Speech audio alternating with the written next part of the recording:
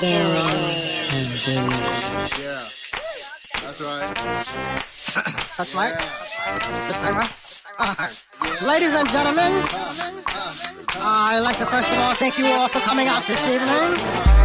Tonight we have a magnanimous presentation for you. We have a stupendous, spectacular, overwhelming, breathtaking individual. And without further ado, let me introduce you to Here we go with different flavor from the normal era. From the Bayou Jeep and ain't gone done again. It's all to get your body twisting and it's shaking in. Grab a hottie red nose with the grinding in. And clapping foot, stomping, no stopping in. Till the lights are off and even then we keep rocking in. Get your liquor on, get your mind feeling nice. Get your smoke on, get your body feeling right. I'm loving this, we gonna keep it rocking through the night. I see some prospects and two of them I really like. The way I see it is the only way to end the night. Cause if you ain't fucking, then you ain't in the night right. You ain't fucking, then you ain't in the night right. You ain't fucking, then you ain't in the night right. You ain't fucking, then you ain't in the night right. You ain't fucking, then you ain't in the night right. I see some prospects and two of them I really like. The way I see it is the only way to end the night. You ain't fucking, then you ain't in the night right. You ain't fucking, then you ain't in the night right. You ain't fucking, then you ain't in the night right. You ain't fucking, then you ain't in the night right. You ain't fucking, then you ain't in the night right. 1, 2, 3, 4. While you heard on the wall, me mugging them. I'm on the floor with the cuties, me grinding them. I know you heard, think you're cool as you're watching them. But by the end of the night, guess we'll be fucking them. From the back, flip it up, face down. She looking back and I can laugh throughout the night. So get your liquor on, get your mind feeling nice. Get your smoke on, get your body feeling right. I'm loving this, we gonna keep it rocking through the night. I see some prospects and two of them I really like. The way I see it is the only way to end the night. Cause if you ain't fucking, then you ain't in the night right. You ain't fucking, then you ain't in the night right. You ain't fucking, then you ain't in the night right. You ain't fucking, then you ain't in the night right. You ain't fucking, then you ain't in the night right. I see some prospects and two of them I really like. The way I see it is the only way to end the night. You ain't fucking, then you ain't in the night right. You ain't fucking, then you ain't in the night right. You ain't fucking, then you ain't in the night right. You ain't fucking, then you ain't in the night right. You ain't fucking, then you ain't in the night right. 1, 2, 3, 4. That's right.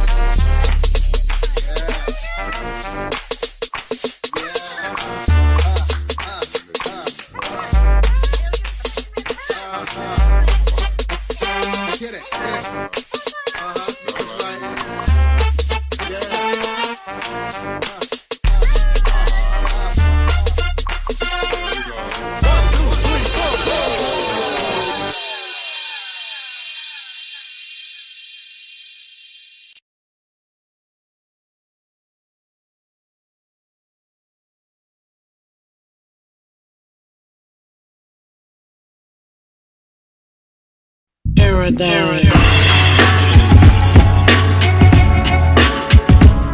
Send a letter bomb to your editor. Personally describing a horror scene. Blow your mind like the Predator. Sever your preconceptions by stating the facts. Them dudes laying the vocals. Gene Panay. Sports talk. Entertainment, news, and politics. Relationships, logical steps, and common sense. Topics of conversation for the masses to connect. After the broadcast, give you reasons to reflect. Respect all opinions, but we're here to serve the core audience food for thought. Welcome to Furthermore. What's up?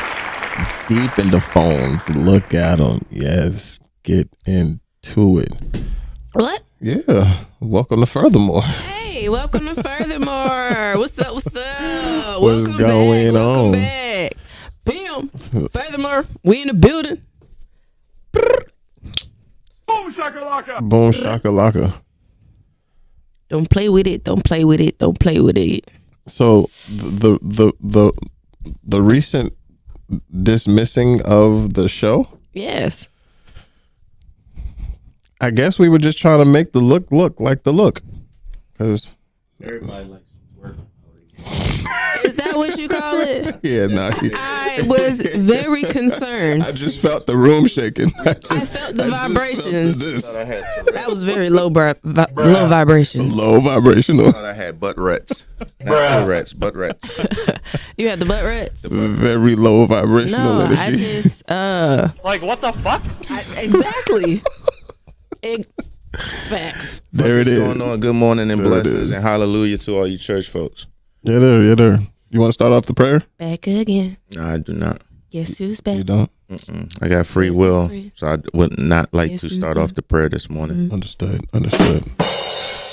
All right. Welcome to the show, guys. It's been what? A month and It's been a long. You ever felt like you've been set up?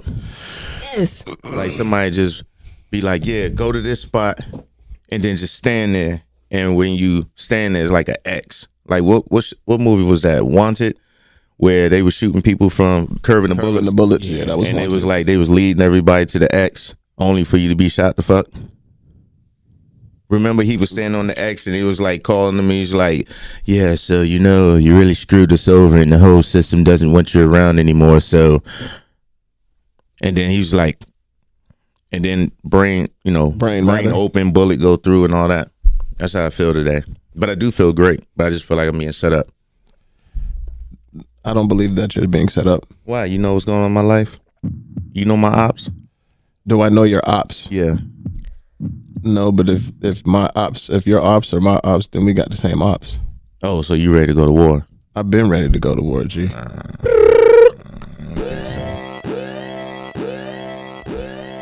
don't think so. I don't want to go to war. I don't want war. What? Why y'all waiting on my response? Andre 3000 said, let's kiss, not fight. So Trying to do what's right tonight. Make love, not war. What the hell are we living for? I understand all that. What That nigga ain't dropping albums since. the Night will make a pretty sound that no one will ever hear. No one will ever hear. Come on, I know where No we one at. will ever. This is the love Ain't below the that we're time to speaking be of. alone. Yeah, Cliche, the end is near. Cliche, the end is near. I guess because there's no music, we can do that. I don't know. I don't think Andre will have a problem with it. More No, I like don't his think so. labels, his label, whoever owns Yeah. the rights to the music will have a that problem. We at that's ATL. We're part that all I'm huge fans. huge fans. Peace up, A-Town down. If you're an so Outkast, much you're a of an fan of Outkast Outkast. fan that there's a homage on the far side. That pays respect to Spody Odie Dopalicious. Word, you can go check that out on YouTube. Homage, Quest Belafonte. Type in both of those and you'll get to it. No. I need you to say it in French because that's a French word. What? Homage? There we go. That's how you say it for real. Je paye la hommage Yeah. à Andre 3000 et tout la Outkast équipe his team. Yeah, that's distinguished French. In Yeah, It's not Haitian. It's Franglish. It's Franglish. It's Franglish. Franglish. Like Spanglish. English and French and anguish. Franglish. Heard. Anguish? Anguish. Franglish. Anguish. Yes. Yeah. All right. So yeah, that's that. No, when I say war, in order for war to happen, you have to have already in your mind have made up the determination that your end result is whatever your end result is going to be. Mm-hmm. I did that 6 years ago, Mm-hmm. and it finalized itself after I had COVID. Mm-hmm. Like when I was in COVID's grip, and I was laying in that bed and didn't know if I was going to get up. Mm-hmm. I seized the day. What is it? C'est la vie? No, that's It's life. whatever. That's such is life. C'est la vie. Mm-hmm. Yeah. But at that point, yes, because the times that we're living in, these are the times that back in the African people who were saying they would have did such and such and such. But I see you, while a black man is being lynched, y'all are saying this black man deserves it. Like, that's some bullshit.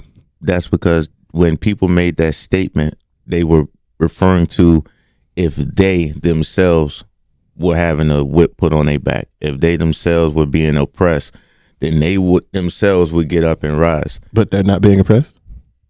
Not directly. So I disagree on the basis of I know Smoke Mm-hmm.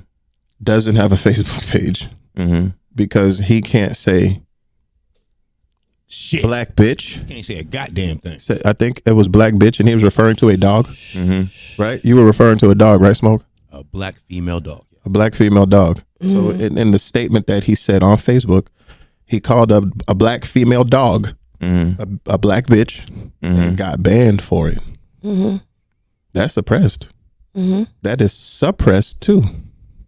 Yeah, and filtering. I mean, it's on the site. But if a black woman says black bitch, she doesn't get banned? I mean, again, it is. Right, that's the system working both sides of it. I think everybody could say it. You just can't be on their radar.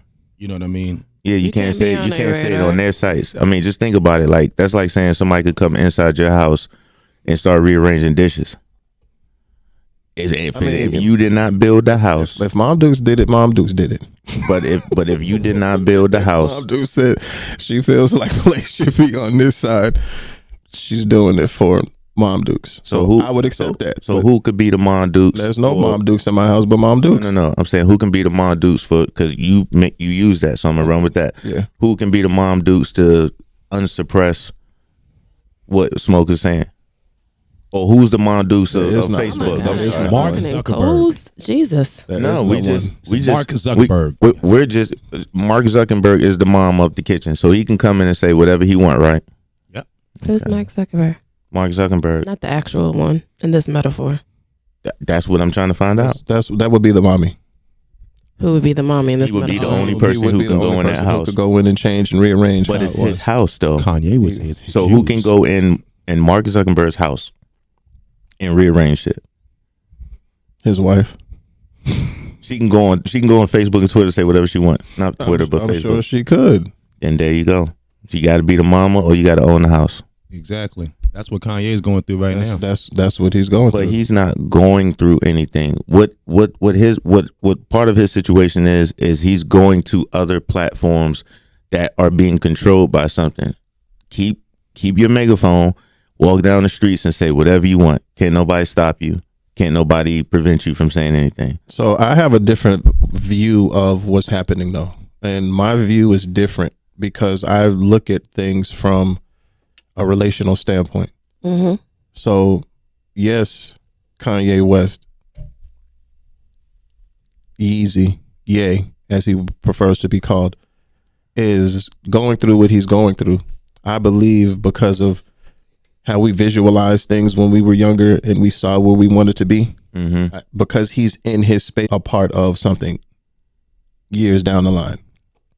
I just need somebody to vouch. So for me, I think he used Adidas to get Yeezy where he needed it to be. A national, I'm selling them bitches for 20 because I get 100% of 20 as opposed to 2% of 295. So for me, I look at it differently and how other people are looking at it, but they don't want to, excuse me, they don't want to get into the owner. So as I'm looking at it from that perspective, I see his relationship with Adidas as a springboard to put his own out. I see his relationship with Gap to put his own out. I see his relationship with brands, right? This stuff to garner attention, to keep himself relevant for what means, right? To own. And I think that's the biggest part of what we're not paying attention to. We've been saying for so long that we need somebody to come in and in a lot of different things, even with Tyler Perry, like, and everybody, how they call him a sellout, but you look at what he's done for Atlanta now, and you know, it was just his shows, and he was the most bootleg DVD ever, and all the things that he were getting called by his own community. Now on the other side of it now, like when he speaks about it, the different moves that he had to make then and why he's at where he's at now, and people in business, to Kanye, people that don't understand the business aspect, he wanted out of that contract. He technically on us because we still support those damn people. So don't put that all on Kanye in regards to that aspect. Right. These people, Jewish people, did what we were supposed to technically do. He said these type of remarks, and then they shut the business wide. He did what he wanted to do. The way he went about it is what is troubling people and what's mainly getting it. And That then made sense of it. We not in his vision. Like I said, it's not a conference call with somebody's vision. It's their vision. How he go? Oh, we're gonna further Yeezys, but everybody who is a Yeezy shoe fan, even if you are not a Kanye fan, because there's people who are not with it, because again, Nike doesn't look no different than Adidas, the Pumas, or whatever the case may be. It's just the name that's associated with it. Or not, right? But everybody got a two side like to even it. with Nike right now, they should they should really be catching a whole lot of flack for how they're treating Kyrie. And then on one side of it, how you're not for it. You can't pull back behind it because all these other businesses are as well. Like stop. Person, Right. like the last year in November, actually it was October, and the stock is split damn near 50%. It's dropped 50% from one person. He made a song that said no one man buys into that brand or any other brand that he was associated with. Well, how collectively could we impact? Right. I mean, we definitely could do it, but it has to be organized. Again, if you fruition, because everybody who and I use Floyd Mayweather for an example, not in a bad light, right? But when everybody boycotted Gucci, he was like, "Fuck that! I'm my own." Again, you still are allowed to be an individual in your own right, and if you want to join a movement or if you want to join a boycott, you don't have no time to turn around and stare back at the pillar. It's just like, you make a decision to boycott something and don't fuck with that. Like in that situation, like boycotting something because they're against black people. Make that. But you have to make an underground railroad for that, because everybody don't know, because everybody as a clout would do it. Like when it comes to, put as there's been a call to action, everybody begins it. Some people are a little bit more ahead of it than others. People who are just catching up and is like, I want to do something, but I don't know what to do. There is no underground trail. There is no follow up. There's no plan. So it's like, if you say, hey, we're going to, like me, I made a decision and mistreat, one of my clients. Words. So we get a New Balance. Until we get a New Balance. So, I mean, that's just my that's my preference. Right. Now, argument with them. What is my convincing argument? What is the payoff for that? What is the offering of, hey, put drugs down and pick up a book, but what is that book going to do for them? So, I mean, having that plan together is the first thing, because everybody can say, jump on this side or jump on that side, but we all got to continue to educate ourselves. I think that's why when I was saying Yeezy is the brand that we carry Yeezys for the purpose of supporting a black-owned business that is 100% black-owned. I think that is the thing. I tweeted out the other day, if Kyrie Irving or if Kanye West put a pair of Yeezys on Kyrie Irving and went to go play for that would be it. It's just true. Not one retweet, not one like, because that's not what they want. And I bet you that tweet was from up top. But you have to again, posting something one time. Like I just seen the clip this morning. Tyler created going on that topic with it, to get the people like involved with it. You have to. It's pretty much like you stand outside right now and scream that same message. That's pretty much what Twitter is. It to them, right? Because it's not what you're saying is bad. It's just like you got to make somebody like. We live in a world, especially a digital world, like somebody's attention span is like less than 10 seconds. It's 7. Grab them in. 7 seconds is goldfish. Grab them in. And that's how the media has orchestrated, because again, I used to just scroll, look at something. I start, making my own branches from it. So Make my way downtown. I do. I make my way downtown all the time. But yes, you got to keep retweeting that same thing until somebody gets tired of it. Passively promoting their shit. So you get a song and you just post it and be like, yeah, man, I got this new song out, check this out, and that's it. It's not a whole rave of promotion. Like, you gotta go out here and push your shit. You gotta go out here and say it and let it be done. And it's like, it's good because I do see a wave, because my algorithms do also now put in a lot more information about algorithms is based on you. Like, everybody got different algorithms. It's like you see what you're gonna see. Like, even for rest in peace to Takeoff and people who saw the video. If you saw the video, that popped up on your algorithm. Yeah, that's a product of what you see. And if you click it, it never popped up on. There's certain things for me And I've said this before on my social media, like, people don't realize the same spirit that bring in birth, bring in death as well. Just did it. Some things we are not just meant to see. Yeah. And so it's just, yeah, like the algorithm go based off of you. I mean, you gonna get like-minded people. Like you keep putting into that algorithm, keep putting out, your thoughts into the digital world. Yeah. The algorithm is gonna work for you. But you can make it work. You can make it work for you, or you Against can you. again. Well, not even against me, because It's not necessarily against you. Yeah, it can't be a weapon against me because It I'm can be. not programmable. So the first thing is not being programmable. Because if it's against you, it's something you put in to be against yourself. Right. So I look up. Oh, Yes. okay, wisdom woman. Yes, a wise one. Look, she over here going. She got her Yoda hoodie on. First of all, don't make me bring my. Wisdom woman. When I get home, I'm gonna sit here and put on my little Star Wars glasses and whatnot. So. And just sit in the hoodie all day. Yes. Did y'all see? I know y'all see the hoodies out there. Yeah. We went and got threaded and shredded and Yeah, got we some did. stuff for y'all for I got a season Baby 2. Yoda ramen bowl set. I got I got ramen from, socks. Got ramen socks. Of course, got ramen socks on. Damn, hold on. But Cup of noodle. Cup of noodle. I'm trying to think. Is anybody out there have any input? Call in 678-615-3467 if you want to chime in or got any 3467. input. 3467. But it is a lot that's going on that we want to cover. Wonder Woman. But I'm on coffee and twisted tea, so Just some fresh squeeze. the OJ. mix. The mix. But yeah, so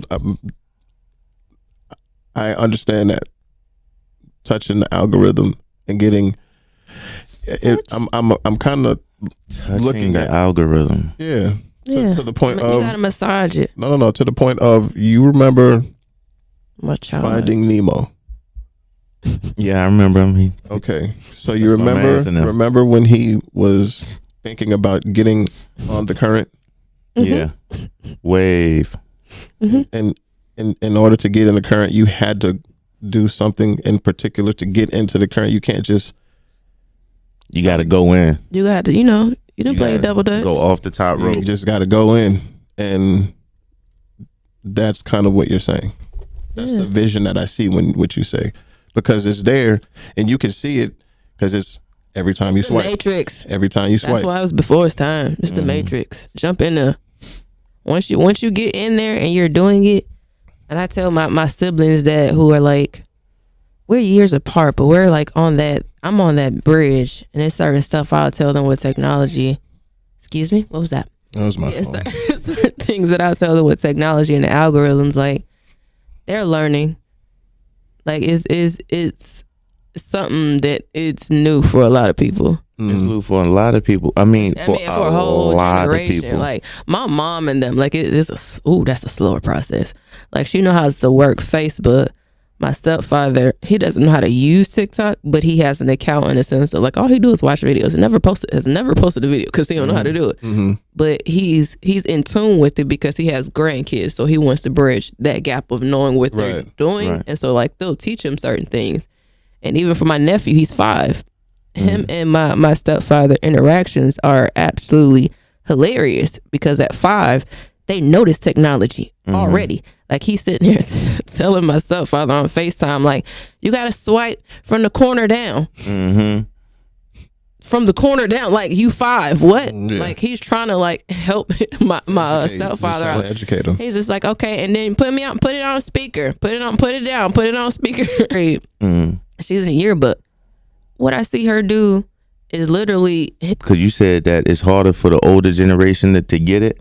it's harder That's for the- them that's to the- grasp it because The idiom I is old dogs, new recognize tricks. You can't teach an old dog new tricks. Well, you can teach them that. I You just have recognize to have the patience to do it. that's it. And That's that's exactly why what it I is. love working with elderly people. Like I work at, AT&T and whatnot. Them used to be my favorite callers. Mhm. Elderly people. They would literally call us like, my Facebook not working. This ain't had nothing to do with AT&T. But I'm gonna walk you through I'm the gonna walk you steps. through these on steps. how to walk do you this through and this set the stuff. settings. And it's because it's like I literally, most things that I do with my hands, if I write out something, if I do something, I've done something with my hands at least once or twice, it's literally embedded in my mind like a picture. So it's like I could sit here and walk somebody through the steps, and it's certain things that I'll say that they'll say, and I'll have to bridge the gap in it. Like my mom kept saying, like she called everything a USB cord. But it's like I'll know she's talking about an Ethernet cord. She'll say the blue USB cord or this, and so Got you. like I have to connect what she. And part of that is that they don't have an attraction to it because they know it's the devil. That, and then It's the also devil. it's because I mean, and the facts are true, and a lot more people scam elderly people with literally knowing that because they don't know technology. Internet is the devil, and that's why Right. they want to stay away from, because they've seen scamming in real time in real life. Exactly. Right. You didn't even have to. So the they know what it digital sounds world like. of stuff is very new for them. Like, and even from a money sense, like that, and we all do digital banking. Like we know the ease of it. It's the trust in it Yeah, that the older generation are just like, no, somebody can go in there and take. because it's happened twice in my lifetime already. Well, my grandmother had to learn how to use a computer, Mm-hmm. and then from her learn, Mhm. you know what I'm saying, learning how to get on the internet on her phone. Mm-hmm. That was the second time. This is now the third iteration of that, Mhm. where now social media is deeper into logging into the internet and then connecting. Because I've seen that, I understand the transitioning, and I still am involved. I just don't use it as much. I do, as, and that's what I tell people. Like, I am really very much a techie. I'm 35. That I can distinctly remember my grandmother having a typewriter. I have been on a typewriter. yeah. I have been on like the computers that had the big hard drives at home and had to stick in the floppy disk when we had like AOL. I remember dial-up. Mm-hmm. Where we're at with technology and computers, where we're at with technology now, like I've been in the know of that. So that's why I love working with elderly people, because I can explain that to them. The bridge. I can bridge that in for them. Because my mom just be like, the little pieces that you have to put into the computer, like she'll just describe it by like shapes and different stuff, because she knows where she stopped at it Right. and remembering. Like we don't have floppy disk anymore. Shout out to Black Eyed Peas for Right. bridging the gap. But wait, floppy disk is the cloud now, right? Listen, basically in some type of sense. And that Is is it? that Or is it a flash drive? it's a flash drive in a sense, flash because that's drive, what but floppy disk was. It isn't a flash drive thing, but in a digital sense, like, yeah. I'm mad that That's they what even got Apple- away with Apple calling is. it a floppy disk. I know. It was I'm floppy. mad with that. Listen, It was floppy. it had the little film thing on the end of it, like you couldn't. I'm It mad was that like they. them Polaroid camera pictures, and like this is I'm 35. shake Like it, I'm not young. I'm not old. I'm like in a the- Polaroid What, picture. what is Basically. what is the technical term for a floppy disk? That was a floppy it. disk. A floppy disk. I can't remember what it was. It's not like like you know how Pro Tools and GarageBand, all of that is considered a DAW, a digital audio workstation. Workstation. Right. So like what was floppy disk, or what is floppy disk a Underneath predecessor the core, underneath it, like that's pretty much in the memory thing. So I would It would say be that, it would be memory. Yeah, that's it. Just memory on a floppy disk. in the RAM. Damn. You know what RAM stands for? I can't remember the acronym. That's how. Random access memory. That's it. Oh. And you just assessed a random access memory. Thank you. Yeah, RAM. So did my computer just with the search engine? That was it. That's what happened. And literally to tell, and not a lot of people actually notice if they're not in the technology world. That's so funny. I'm sorry. I want to sidetrack. Where I'm What? from, we used to say RAM was running mush, motherfucker. You be like, yo, RAM that nigga. Hey, Here go scam likely now. scam likely a while on air Hello? might be. Pause, Granddad. Hey, my name is Elena, and I'm calling you from Medicare Benefits. How are you doing today? Outstanding. What you want? Scam likely. Scam likely. We're calling you to review your Medicare options and help you to get extra coverage and benefits you may qualify for with your current plan. So, how old are you? 22. Can you please repeat that? 22, motherfucker. He's trolling a scam likely. Oh, they hung up on me, you sons of bitches. Listen, my mom does the same thing. I don't know why. And I have time. I love it. I love it. She's just like, I get out my aggression. But Mom, you know what? what's That's not crazy? healthy. It I is. get out my aggression. No, they want it's to so keep healthy. calling. I'm going to It keep is. getting it out. Hey, But when they call my phone, this is how I answer my phone. Thank you for calling. How may I be of service today? Click. Every single time, and they don't call back. They remove my number because they Hello, think it's Central a business. Intelligence Agency. How can I help you? My phone used to ring. Oh, it's 11:11. My phone used to ring on a regular basis.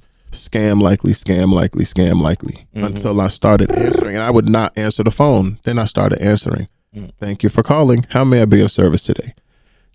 Click, and they would automatically hang up. I had on my iPhone, and I had it that when it was calling me so much, I had 50 Cent's "Whoop Your Head Boy" queued up.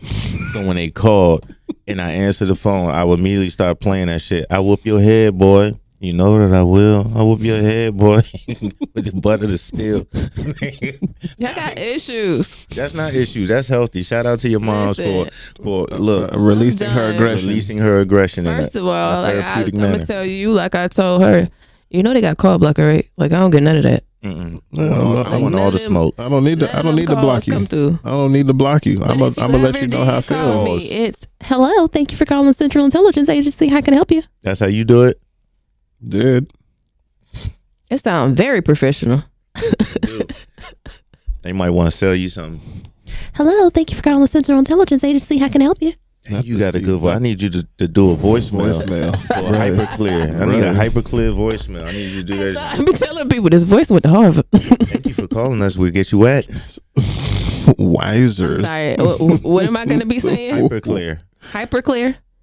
Thank you for calling Hyper Clear, where we get you wet. How can we help you? There you go. That throws them off, and it opens. That's a good conversation breaker. Hey, You're not going to tell me I got the voicemail voice. voicemail voice. The way you just did it, you do. You should sell your voice as Not a like Siri. No, Yeah, you can or I do like really, need, audio I books. really need the hood version of those because me Hey, and shout out to Alexa her left fight. in that bitch. need a navigation with a. I need a hood 'Cause me and navigator. Alexa be fighting at home, like between Siri and Alexa. Like I gotta Swing have your left. gadgets, so I just be Alexa. Swing your left in this bit. I have to say Alexa. You have to say Alexa. I mean Alexa, I don't like that. Alexa. I don't like that. They should have a British. Right. I bet if you say it in a British accent, then that should. Alexa. Of course. Alexa. Alexa. But we only got 27 seconds left, so we're not gonna even get in. We're not gonna even get into that. We're not even gonna get into that. But you said something about the Brits last night. The Brits. Last night, What did I say about the Brits? was it the Brits? No, that wasn't you. I'm sorry. I'm confusing the conversation between you and my The brother. grits. Not the grits. I thought you said grits too. I was I like, thought he was like having a wood moment, like somebody had the grits. Yeah, the girls raised in the South. still hungry. Damn. And we'll be right back.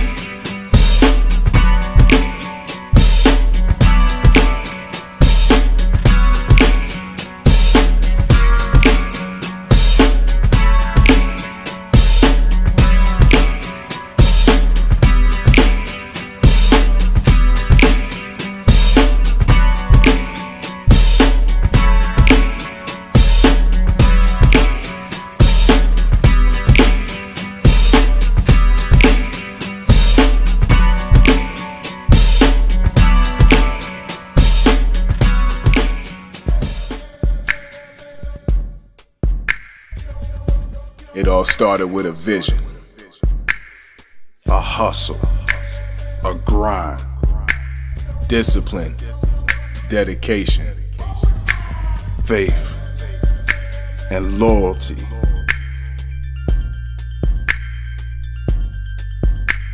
Sophisticated savage,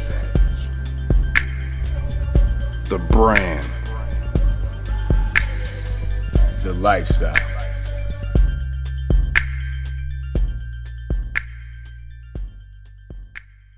It's just different.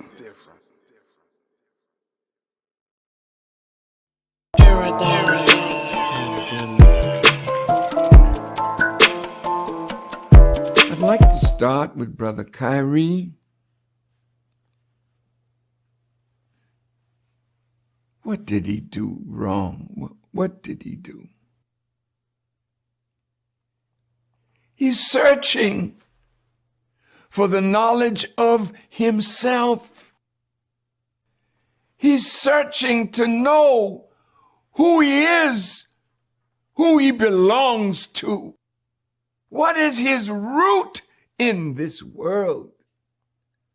And some of you that are persecuting him are the very ones that took away from him and from us the knowledge of self. You took our language, you took our culture, you took our history, you took our minds and inserted your mind into our mind through your systems. And now God has come to lift us from this terrible condition that you have placed us in. So he, of the movie, he wasn't the director of the movie. Somebody told him that there was a movie titled From Hebrews to Negroes. That's an interesting title, because many of our people don't know anything about being a Hebrew. We know that we passed through something called Negro, and the Honorable Elijah Muhammad told us that means someone dead, lifeless, hard, neutral. We didn't name ourselves a Negro. They named us that because they put us in the condition that that name represents. Kyrie and Ye and all of you now. And I guess that's how they ended that. All right. It's crazy. We just wanted to give, I know everybody probably caught that clip or either watched the whole, I'm saying it's an interview or it might have just been a segment piece, but lot of correct points, a lot of relatable points in there, especially the being a Black American of no heritage. Like, I'm not Haitian, Jamaican, or anything else other than just a Black American. Right. A Black American. And as true as it is, it's so fucked up because you don't have, what do you hold to? Like anybody else who puts their flag on, or, they have Caribbean Fest and all this and that.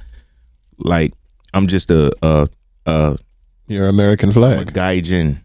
Your American flag. An outsider to Caribbean culture. Yep. I'm an outsider to African Jamaican, culture. African, Haitian, the All of whole it. nine. Yeah. So, definitely understanding, and if you can. Say that one more time for the people. What's that? Say what it's called again. Gaijin. A gaijin. You're an outsider.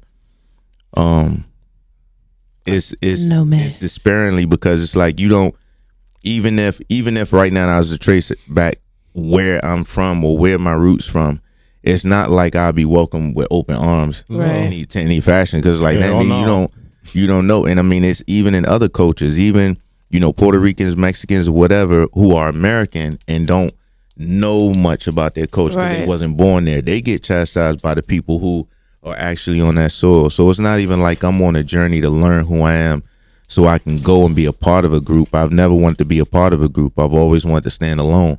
And that doesn't come like that. That is part of the Black American experience. Right. where you have to be isolated and you have to isolate yourself and you have to deal with your own shit, and everybody's not equipped with it, or a lot of people don't have a lot of supportive structures around them to be deal able with. to do that in a Productive manner. You know what's crazy? Right. mm-hmm. I say recently, maybe a month or two ago, decided to try to, find out a little bit more about where my people actually come from and shit. Mm-hmm. I actually stopped because I ran into apparently my great grandfather. I said 4 times, right? Mm-hmm. Yeah, apparently he was a white guy named Tom Moore who fucked slaves. Mm-hmm. And Made you want to stop, huh? Yeah, I was done. I always thought that everybody, on my pop side, it's definitely nothing but niggas over there. But I got all them light skinned motherfuckers on my mama's side, they all make sense now. Yeah, my mom, on my mom's side, I think 2 generations, 2 or 3, it might have been a little bit of white thrown in there, but I gotta fact check that. So any of my family, y'all let me know, especially like my elders. We know we got a genealogy kind of what happened. So I know on my mother's side, my grandfather 4 generations back is where we ended up here in Alabama. On my dad's side, there is Blackfoot Indian, which I think originated up there in that Boston, Massachusetts kind of Michigan area. So you got that, but again, I'm not even. Again, You don't have a relation with right. It's like what do? I say, man, I'm a piece of all y'all, and I need all y'all to accept me. But then anybody who's white, because a lot of people go back who are in different races and trace back their shit, and they find out they have this and that mixed in there. So again, it's not my whole journey in self and learning self is not to join a tribe. Right. Of course look for a tribe, but it's to have a better understanding of who I am, right? So I can know in better fashion which way I should go. Because again, I'm not looking to go to any Caribbean fest or just celebrate, because I don't think it's a celebratory time. I think it's a time where everybody do need to be getting themselves equipped either for war or either for what type of war? It's several wars, because everybody has different reasons. There's people who are ready to get up and go loot in the streets, not loot, but protest in the street. And we've seen that. We have people who are ready to do that. We have people who are ready to take financial stance, and we have Kanye's and Kyrie's who are willing to use their platform that is way elevated than a lot of us we can't get our voices out, who are willing to share that. Right. So in the light of that is why I stand with Kanye and I stand with Ye when it comes to them exposing truth and showing that they're trying to find something. Right. They are not doing anything wrong by trying to find. No, absolutely not. I think it would be, as much as you guys are telling us about, 45 years old and up, older generations getting on social media, utilizing. 45? I'm 45. Damn. Utilizing social media. She just kept it on it. Like, what the fuck? Like, so wait a minute, time out shot. No, because I'm gonna forget this. I'm gonna forget. Don't need, but you just got Don Cheadle. You cannot. And I can keep walking past it. And I can keep walking past it because even Don Cheadle took a breath and was like, "Nigga, you serious?" No. I swear, I thought you saw the moment was about to give me the eye. That's listen, at 45 years old, I give less fucks than I gave at 44. Which I gave less at 43. It's more like a damn. Next year, the fucks tend to dwindle down. They're why gone. Though? Why? I've always because you start to learn what you start to learn. You give a fuck more now that you're older. I do, but I want you to finish your point because I've took a whole year with giving a fuck and not giving a fuck, and then going into giving more fucks because I don't think people give enough fucks. See, I don't. When we don't give a fuck, it's just kind of like relinquishing the shit and dropping what you have. So you never put more fucks on to give. When you've extended yourself, and not saying that anybody hasn't, but what I'm saying, most people who say I don't give a fuck or I'm losing fucks to give, it's like they're just done with the current situation. So they never. Sometimes there's actually better fucks to give. It's better fucks to give, but there's still a fuck because you got family. So, but that's there we go. Right. You stop concerning yourself with outside of your immediate influence. Right. Now, I give as many fucks as it takes for my sons, as many fucks as it takes for my mom. You're redistributing the fucks. Exactly. I don't have to give them fucks over there. I don't have to give them fucks over there. I definitely don't have to give them fucks over there. But if I give these fucks right here, that's where I give a fuck. And if that's all that matters to me, the older I get, the less time I have on this planet. I'm not concerned about what's happening over there or what's happening over there. I'm concerned about what's going to affect me mentally, because you see this nigga is going crazy on quote unquote crazy on the screen because he stopped giving a fuck about what everyone is thinking about him. That's why he looks crazy. I think he started giving more fucks because Kanye at one point in time towards shit that matters. Kanye was not as reactive as he is now to what people were saying and doing. He even said he feels a slight from the Minister Louis Farrakhan mentioning his name. And he's like, don't mention my name. You haven't talked to me. Call me and let's talk about it. Everybody who is saying anything about Kanye, he wants all of the smoke. But it's not about what they are saying. It's about how he feels. And he hasn't been caring about how he feels for so long, taking care of how other people feel. He's no longer in that position to, I don't care about how you feel because the way the world is attacking me and nobody's checking for me and the shit that I'm dealing with. Man, fuck all of y'all, and I'm going to deal with how I feel because y'all don't give a fuck about how I feel. Right. And I wholeheartedly, I stand next to that shit because the entire time, shaka laka, goddamn right. So the entire time, he's dealing with what he's dealing with in silence, and nobody picks up the phone and be like, yo, yay, listen, I'm just calling to see how you doing. Do they know what he dealing with if he dealing with it in silence? Because you don't trust nobody enough to tell them what you're really dealing with. But that's the thing. Like when he wasn't giving fucks, he wasn't caring what everybody was saying. Because again, and remember, he was on a mission. He was building a brand. He was playing the game. Of course he was. To where he needed to get. He infiltrated. So that's what I'm saying. So I think now, giving a fuck looks different on different people. You know what I mean? I agree with that to an extent. If you react, you giving that, and again, this is just from my own for you personal journey with it, because I was like, you know what, when everybody was going, I think it was like 2018, 19, maybe 17, everybody was going on this savage mode. Everybody, I'm a savage, and and fuck all this bullshit, I'm a savage, you know what I'm saying, I'm going savage mode on everything. And at that same time, ratchet? Classy bougie ratchet. It was before that. It was before Meg like really jumped out there and even put it out there. But everybody had a savage, like all the posts. Was this before or after Savage Look?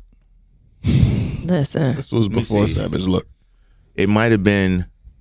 Everybody going to. It might have been a little bit before. Okay. But that's why I said, because the play on the words with Savage Look, I be moving day to day with that Savage Look.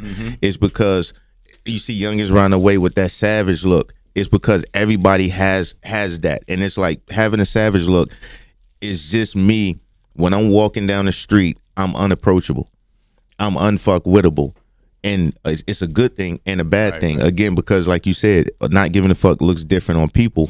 But when you do that, you are generally isolating yourself and saying, I'm just going to focus on me. I'm going to be a savage and I'm going to bum rush through everything.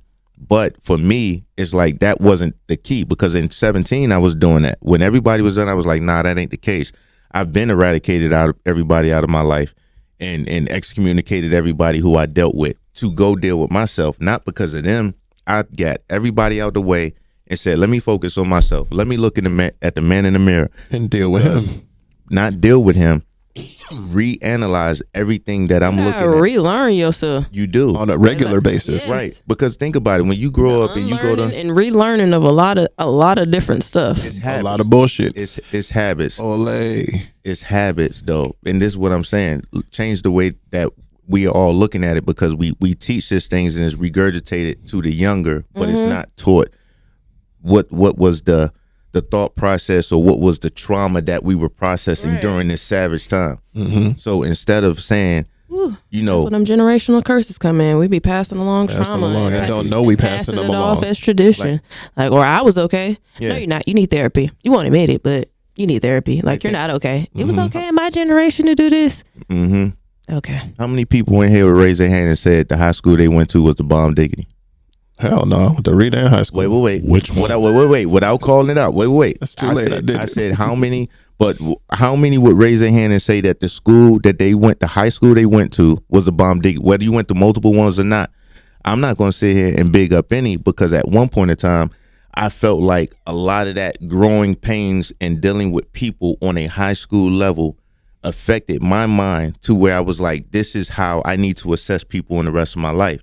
So now I'm savage mode. Fuck everybody from school. Everybody was on some bullshit. School was just a bunch of haters and all this shit. Like, it's all of this negative rhetoric that everybody would tell you about high school.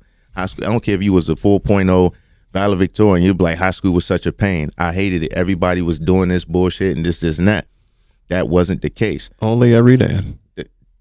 Nah. He's going in on Redan. Only at Yeah. Redan. Redan had some horse stories. I wish they, Shout they out to really Swiss did. Beats. At Redan, but when I was in Banneker, I didn't feel that way. But the funniest shit ever was, Banneker for people who may be generations behind you is completely different. it might be, Yes. but I'm saying the Banneker that I went to, coming from Florida, Mm-hmm. Florida.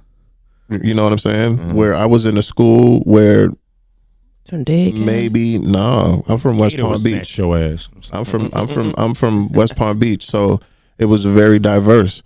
So to come from there to go to Banneker, where it's all y'all, that was like, I don't know, that was Wakanda for me. A culture shock. It absolutely was a culture shock, but it was beautiful to see all of us together at one time. It felt good to see that. That's where I learned.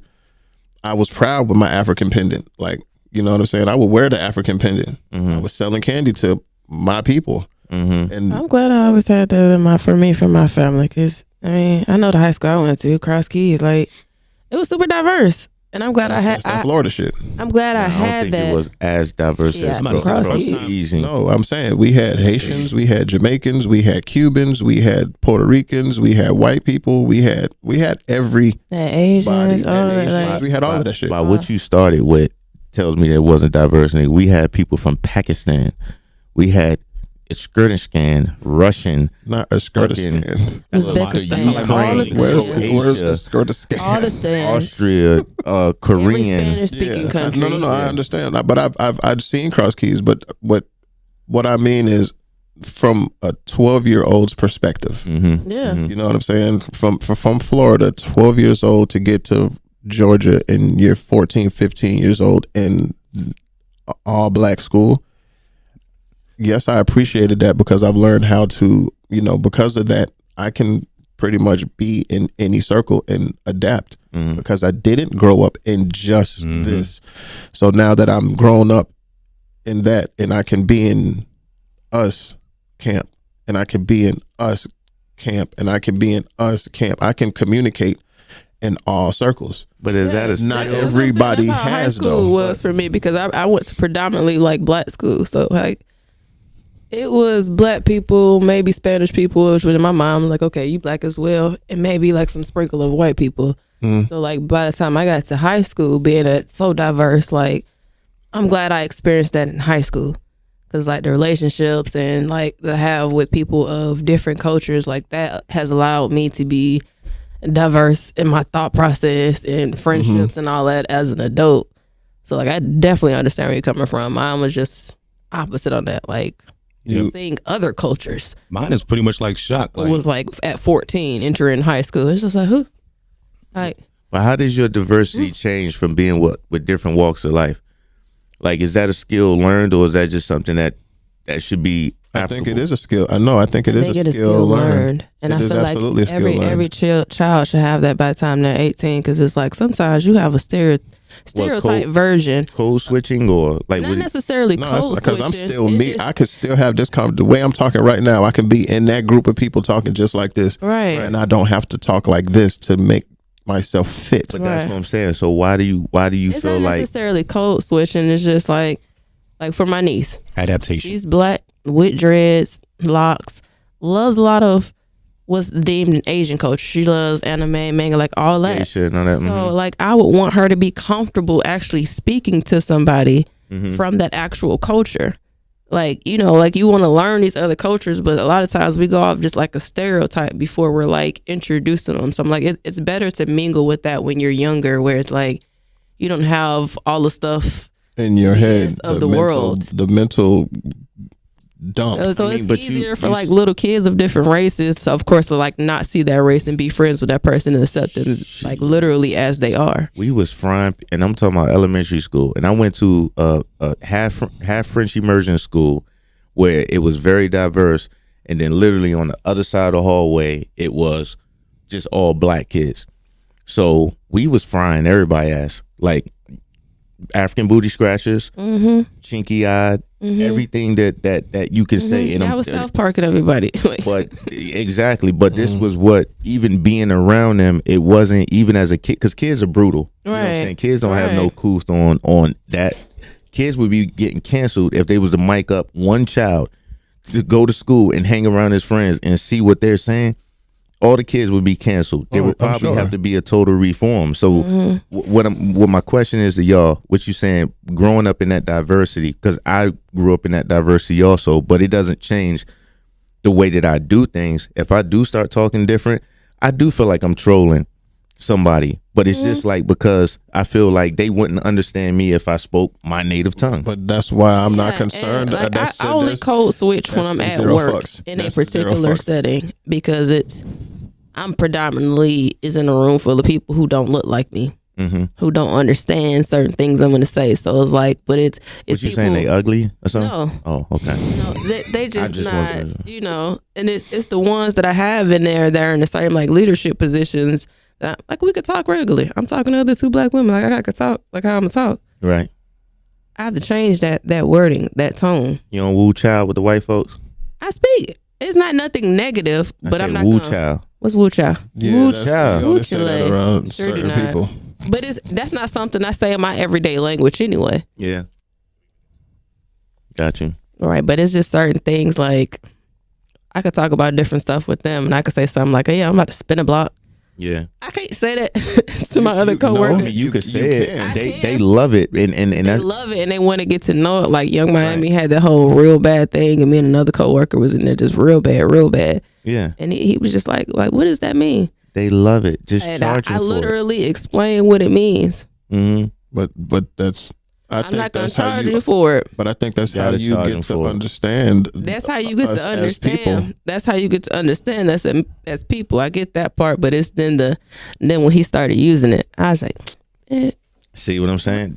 See what I'm saying? It's on both sides to it. It is both. It is two sides to it. It's like I want to explain it to you so you can understand like what we're saying. So like, and the way me and this other person talk, like culturally, like especially black women, me and my sisters, you would think we hate each other from the way that we talk to each other. But it's all love, and that's just like our cultural thing. It's like, what's up, bitch? Like all that type, like all day with each other, and we of course not gonna do that at work and knowing other people are around us, and just not to use that language. But anybody outside of the culture has that impression of me or us.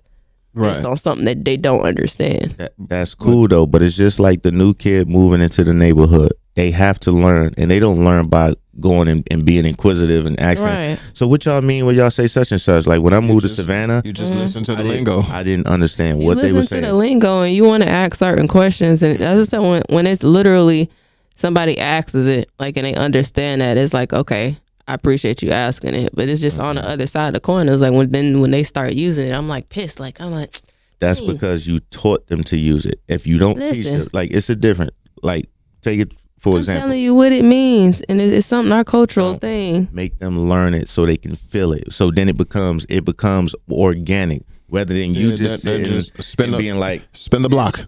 I'm going to spin the block. This is how you say spin the block. Like you see the look on your face. Yeah, it's because of how I said what I said instead of just I'm gonna spin the block on you. Yeah, a lot of people are studious, or it's what is studious? Is that the word? Is that a word? Is studious a word? Tedious. No, like studious. Studious. You forgot to ask. Studious. Yeah, my bad. I said studious.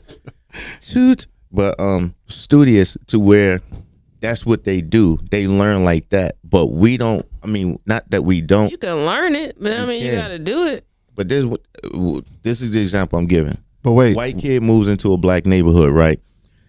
He don't just go down the street and saying, "Hey, how do I be hip?" And somebody says, "Well, let me walk you along to teach you how to be hip, buddy." What you do is you got to come hang around, get your ass beat, and acclimate. Talk and be beat up for being different until you feel and you learn the way to use it. Trust me, I promise you, I know it moves and stirs something in me. It's something I accept. It just moves and stirs something in me. What does? That whole process. It's just like I taught you this word, and now you like using it. Spin the block. Like, dang. It's part of my culture. I know you're learning it. Yeah. He doesn't say it in a negative way. Yeah. It instantly. You gave them an overnight dang. pass. When you teach them, you give them an overnight pass, and then they automatically think, "Hey, I'm qualified." I think that's why they like the music so much, because They do. it gives them insight into the way we use our language. Exactly. So when they start using our language to us, we are supposed to accept them because the language that we are using with each other, they are now speaking. But see, Right, but it that's don't the always part come they're off like missing. that. That's the part they're missing. But there's Because context, somebody outside my because of culture, context. right? Because of context. Because I definitely have been called from other races, like, "Hey, what's up, homegirl?" Context and community. But Community context, is the but point. context, but context comes from community. No, Yes. community comes from familiarity. If you got context, if you got a white friend and you've been hanging with him and you've been teaching him such and such, and he comes and uses that jargon to me as if we're familiar, that is where the unease comes from. Black people like, It's why like, are you talking like that? I don't know you. Yeah, But that's what I'm Until I saying. get comfortable with you and know that, because people be like, "Oh, I'm not faking" and all that. Like, I don't know that. I don't know you. No, I'm not saying it from that. I'm saying contextually. If you're having a conversation with my white friend, before, if he's comfortable saying something around me, or your white friend is comfortable saying something around you, and we bring our white friend around, do you think they're going to talk to each other like that? No, they're not going to talk to each other like that. Exactly. So they're going to revert back to. It's as comfortable as you make them feel about it. But I'm not about making That's why I told Muda. I'm not about making nobody feel comfortable. As far as like if that ain't naturally how I am, like how I even person approached me was just like on that, like, "What's up, homegirl?" I don't even regularly say that. So where you getting that from? That's what you do. You stop the conversation right there. So at the job, there's three guys at the job. You go find out who taught them that. Who taught you that? Who taught you that? We need to have a discussion. I do it with my mom too. Like when my niece was teaching her like different words that were like trending. I remember like on fleek was trending. My mom was just like, "On fleek? Who taught you that?" So is it so hold on. I would chin check everybody. My family know in the group chats. I'm like the grammar police and everything. Yes, I will. Who taught you that? So who checks us when we do stuff like that? What stuff do we do like that? Black Americans, or you talking about? Don't nobody check us. We decide what's cool. Yeah, black Americans. That's what Americans. I mean. Listen. So who says so? We so do we that can say in so. every last single culture. I If I'm think having a everybody conversation and do I that. start talking in a British accent, Yeah, we can do that because we are Black Americans. Black Americans who were here when the Brits got here. I'm sure that we so we can have these conversations, mate. And we have Idris Elba. Idris told 20 us, niggas in the UK right now. Idris gave it to us so we can give it to them. Why can't we do it, mate? That's what I'm saying. Is that Australian? Is that Australian accent? I don't know, man. You have It's a more little like in this. the Oh, yeah. bass there, It's Mo. more like It's a country. It's a country British accent. It's a country British. Yes, Country slap in the British. face. You hear that, Australia? Y'all have a country British accent. Country Brits. Country Brit. And what the hell is Country Baltimore? Brit. So, hold on, what is Baltimore? That's just disgusting. That's what it is. It's a dirty British Baltimore got Baltimore. you over there. Baltimore got nasty mouths. What's the word? But it's that in they Maryland, say? so I love y'all. No. What's that word they say? Two. What? T. Yeah. Man, I watched did y'all watch Meek Mill joint with I forgot what was the name of the movie, but it's with them on the dirt bikes. Meek Mills was in it. It's one of Meek Mill's first joints. It's a good movie, but it's based off in Baltimore. British. They got my man speaking British. the kid who does what does he play on? I can't remember. I got to pull it up, but Right up there on Tuesday. matter of fact, I think he played British. one of the kids on New Edition. But the way that they got him with the accent, he's like, dude, like the U is just so extra. The but I think they do that on purpose. They do that like to I can't even replicate that. like Savannah got bought the job. Who? I bought the job out you. Bout. That's Savannah. I bought the job out of you. Box the jive out of you. Oh, okay. When I got to Savannah, I got in the many fights over there on Henry and Atlantic. Wait a minute. Because the nigga told me, he said, Spell that for me. fuck wrong with you, Sean? I bought the job out of you. Look, this, I said, I looked at you like, Them fighting words sound like they come with a musketeer. I thought this nigga had olives in his mouth. I thought he had olives in his mouth. First of all, I said it because them fighting words. I'm sorry, Savannah. Fuck wrong with you? Fuck wrong with you? Cause I bought the job out you. Them fucking fighting words came with a musketeer. I didn't even know I was in a fight. That's what I heard, and I was like, bought the box the job out you. Came on the horse ready for battle with them words. What the hell? Well, let's duel then. I laughed, and from that, because I used to call everybody country bump, because up in DC we call Bamas. Bamas. yeah. The southern Bamas. term is Bamas. Yes. So, and that don't have nothing particularly to do with Alabama. But Everybody in the South is a Bama. everybody in the South is a It's a Bama. southern bunking ass nigga. That's all. Right, it's the same thing, country bumpkin ass. But what we used it as a kid is like if you dress wild or if you had holes in the pants like damn, this nigga Bama-fied as a mother. Like look at this Bama over here I hated doing that Bama-fied contrast. shit. So, but yeah, it's I don't know the way that you take words and the way that everybody speaks. Again, that's why I say it's a community thing too, because you might have somebody on this street or block or from this walk of life or group or age group, they all got different jargon. Like we talked way different when I was a kid. Learning French and knowing English and being badass kids. We used to say make up words and bad words for different shit that really don't go in either the French or the English dictionary. Right. So, you have to be careful with that. But talking on that, I think we got like a minute for a break. When we get back, we're gonna touch on hip hop. We just lost a great one. Absolutely. And we've lost a lot of greats, but this is Atlanta, and these gentlemen have been rocking for the better part of our adolescence, and we kind of grew up with them. So when we get back, we're gonna do a little tribute, take a moment and just touch on the passing of Takeoff and talk about the Migos and their impact here on Atlanta. Let's do it. Yeah, I mean. Yes, sir.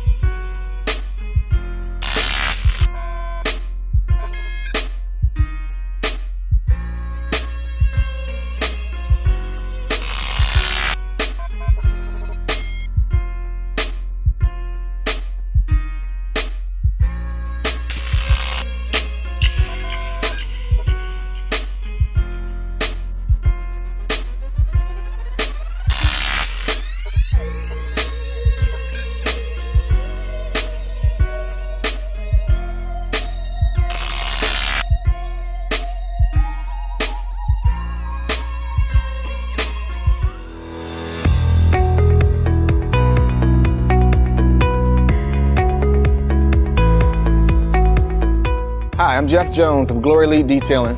I've been coming to Jaegers now for over 10 years. The products here are awesome.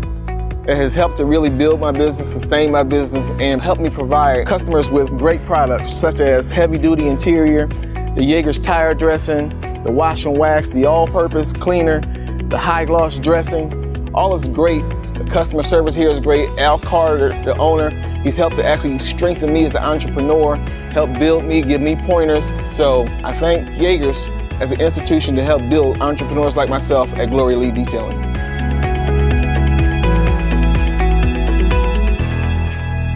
And if you guys aren't able to make it to the store, we'll be looking forward to you on the road.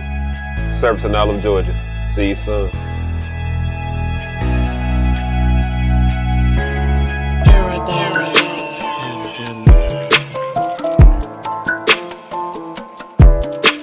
Hey.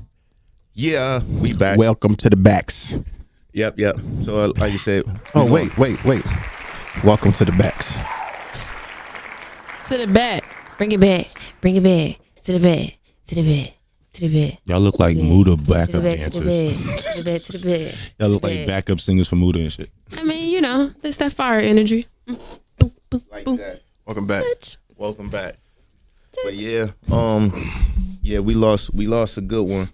We lost a good one. Not just a good one, not for Atlanta, not a good one just for music, but a good one because he was a humble dude. A kindred soul. Right. Humble spirit. So yeah. He was humble, but he wasn't humble. You can't be humble as a rapper. I mean, I'm talking about outside Listen, of the industry. he's what I I don't want to call- define him as a rapper because he's a whole what I human. call a modest humble. Humble? Modest humble. I relate to that. You can What? be modest and be humble. Like you ain't gotta tell everybody you the man. You gotta tell everybody all of this, but Everybody's just a little bit more angelic after they die. Everybody does Everybody get is. that. Everybody gets a halo over them, and it is unfortunate when anybody passes. That's when And you I want to think- give them their flowers. I think he got his he was flowers getting before. his. He was definitely getting his flowers before, and I could say hands down, like he ain't. I'm sorry to say, he made the Migos, and that flow comes from all him. Yeah. That flow was introduced and created by him. He was feeding them lyrics to Quavo and Offset before they got their, hand in it. But that cadence, that beat, and how it was going, like that was all Takeoff. And everybody from the North Side who says that growing up and coming up with the Migos, and it's not like I didn't know any of them personally, but we were in the same venue over at Flamingo Lounge performing with them, and I'm sure we cahooted with mutual members, within that camp and everything. Being up here on the North Side of Atlanta, we Chamblee, Dorville, the North Side, like we right on Spaghetti Junction. Norcross, G County, Lawrenceville. Gwinnett County. So all of that, we call North Atlanta. I know Atlanta consider it not Atlanta, but it's a hop, skip, and a jump in a stone toss. I was gonna say definitely a stone toss. Yeah, That's a hop, skip, and a jump. and a stone toss. But Takeoff was dope. Everybody knows it. Everybody's seen it. So we don't have to tell y'all that. Everybody listen to music. So we're not telling y'all nothing new. It is unfortunate how he passed and the circumstances surrounding it. I think that's Right. more of the Conversation. hit and the shocker because everybody's It's the me. the hit and the shocker. It's the me. No, not that one. But Silk the shocker. but yeah, everybody is just kind of torn about how it happened because generally when we hear these stories with rappers dying or if anything happens is normally violent related. It's something that There was some somebody kind is- of beef or something involved. and then it Right. puts you on the fence. It leaves you on the fence to be like, well, half would say, well, damn, if that nigga wasn't doing that type of shit, Right. then he wouldn't have that happen. And even Charleston White says it, like, why do motherfuckers get so sad when somebody die? And all they was rapping about was, man, I'm in the streets, I'm killing, I'm doing this, and I'm living this life. Right, So and that was why are another you? thing I was gonna say. People treated this like a lot different because it's like we have a lot of rappers, unfortunately, over the years that have passed away, but they To gun pretty violence. much right to gun violence, senseless violence, just Senseless. and they relate the level of sympathy to give to them based on like their lyrics. Like, oh, okay, you rapped about this, Yeah. you was living that life with Amigos and with Takeoff. Like even like I said, they were giving him his flowers before he passed away, but there are a lot of people that don't have anything negative to say. Like he really was a genuinely good person. Right. and it's art, and it made me think about. Did give me a different perspective on thinking about art and how over the past 20 years they have been trying, and I don't think they've been successful in labeling hip hop as the reason all of this. Now it is causing a lot of conversation and a lot of division, but it made me think, like, is hip hop really the problem? Hip hop, I don't think hip hop personally, to me, hip hop personally is a problem. It's a business aspect of it. You got these people so hungry to do whatever they need to do, and like even the label, right, or like keep on and everything like that. Like they life insurance policies. That's exactly, and that's what they looked at and signal and handled. Oh yeah, I know. Remember that time when I was like, "Hey, shouldn't we put in the plug-in battery?" And you was like, "Nah, we ain't used this one yet." You bald-headed demon. Oh damn! Remember that shot? Yeah. Yeah. Well, we probably should have put the other battery in. Oh, that's fine. Everybody They can hear y'all. Okay, good. You Y'all bald-headed stick demon. with us. How dare you? We not having any technical difficulties. We just swapping out some batteries. So y'all hang with us. We gonna keep rocking. And if you out there listening to us, then we just need you to say amen and yes, Lord, like how they do in the church when the pastor might go out. Hallelujah. Hallelujah. But yeah, so it's you bald-headed demon. How dare you? Nah, that would be me. But yeah, I'll take the credit. Wait, don't say that when this one calls you the white devil. No. He was saying. He was saying. Listen, first of all, he can say bald head where? I'm saying, but he told me earlier. He was like, "Yo, this is the battery," and I was like, "Nah, we don't have to change it." Oh man, we should. Nobody can see us right now. We getting canceled by the Cayuse.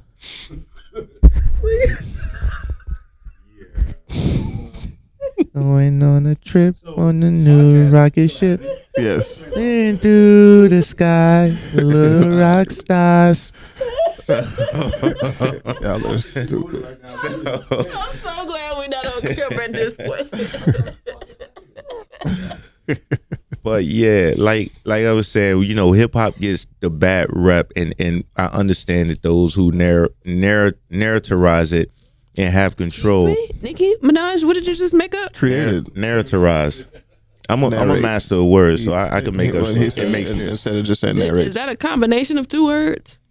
It is the action of narrating, but okay. narrativizing something that. So it's like notarizing the narrative. Putting your stamp on the narrative. Notarizing the narrative? No, they're notarizing something that isn't a narrative, but because it is notarized, it makes it look official. Squeeze me. So narratize. So when they narratize something, it's them making a story that, hey, hip hop is killing people and causing so much detriment, which is a lie, because they put a stamp on it. For those who ever may control the media and all of this bullshit out here, they're narrativizing the story. That sounds like it should be a conjunction. You know what it is. And why my hoodie look brighter than a month? Did you see that? Yo, do that again. That was dope. My nigga shifted us. Shift. So, wow, I'm dark skinned. Did you just bring us closer without bringing us closer? Yeah, he did that. Closer than close.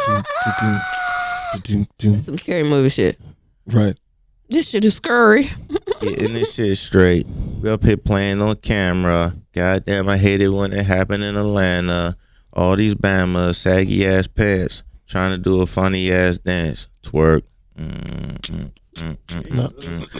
with the baggy pants. Yo. Bamas, not the Bamas and the baggy pants. Yo, why? Yo, the joint look velvety. It looked velvety. Oh, junk. I like that. It's digital. That shit digital. Oh, look at the zoom. Look at the zoom. Look, see? Hey. Spirit fingers. Look, right there, you look a little see-through. You look a little opaque. Okay.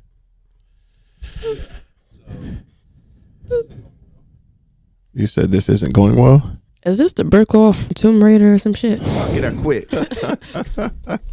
Or he like running down. It's equivalent to, I think this is happening remotely. It's being sabotage going on. Nah, it can't. Yeah, it can't. No, not the camera. Yo, we can't Impossible. make the green screen behind us like make it look like we're nah. going on a roller coaster. Right. That's making this shit a pod show. Like We can go off location, on location. No signale. No signale.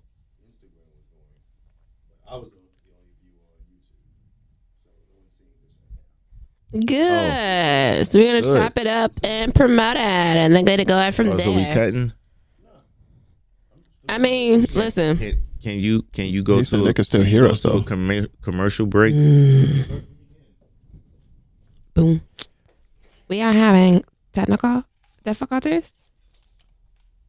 No, I told you. I told him not to change the battery.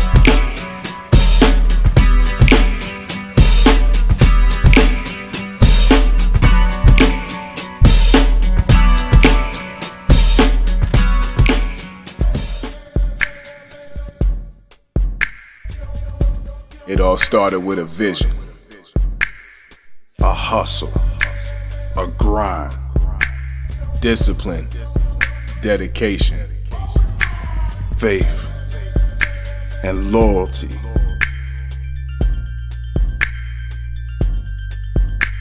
Sophisticated savage, the brand, the lifestyle.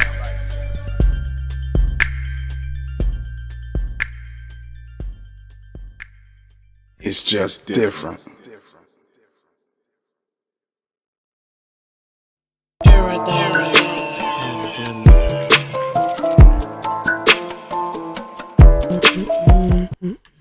Hey, there we go. It is. It is. Once again, sorry guys. My technical expertise. The powers that be didn't want us to talk about what we were talking about, so they hit the button. That's what happened, man. It wasn't Shock's fault. No, it was not Shock's fault. It was my fault. I listened to him. Oh, we blame the. We can no longer blame the opaque one. No, I'm taking accountability because what did we say? Be accountable. I'm the one who said that. I said don't change the battery, and he took my advice. So I'll be the one because I suggested bad info. So what is your penalty? Are you going to walk down the cobblestone walkway? What is my penalty? Shame. Do I catch the shame? I mean, I don't know. You taking accountability. So how do you think you should be punished? No, it's not up to me to punish myself. Why not? You have to suffer my yourself. sins are okay. Hold on. Suffer yourself. No. The punishment is the break we just went on. Don't offer yourself and then have somebody else have to punish you, because then that person has to carry the burden of punishing you. Suffer yourself. All right. Hey, Muda. Mm-hmm. Are you in any mood? I am. I'm in a mooders mood. I know what time it is, right? You know what time it is. Mooders moods. Boom, boom, boom. All right. Mooders mood. Talk to him, Muda. What's going on? All right. right, so what we got going on this week? So I think we had a huge major movie that came out a few days ago. Bing, Anybody? bang, bang, bing. Yeah, that was Anybody? Any bald head demons? Wakanda forever. Black Panther. Wakanda forever. Any bald head demons know what movie came out this weekend? The Black Wakanda Panther. forever. All right, so let's get into Black Panther, The Killmonger show. the Killmonger show. So Black Panther, what's views, thoughts? What we got going on? It was better than I thought it was going to be. What was your superhero moment? Me? You asking Whoever. me? I didn't have a superhero moment. I had a Of villain course moment. I had a superhero moment. Which one was it for That you? too. As a black woman, the obvious.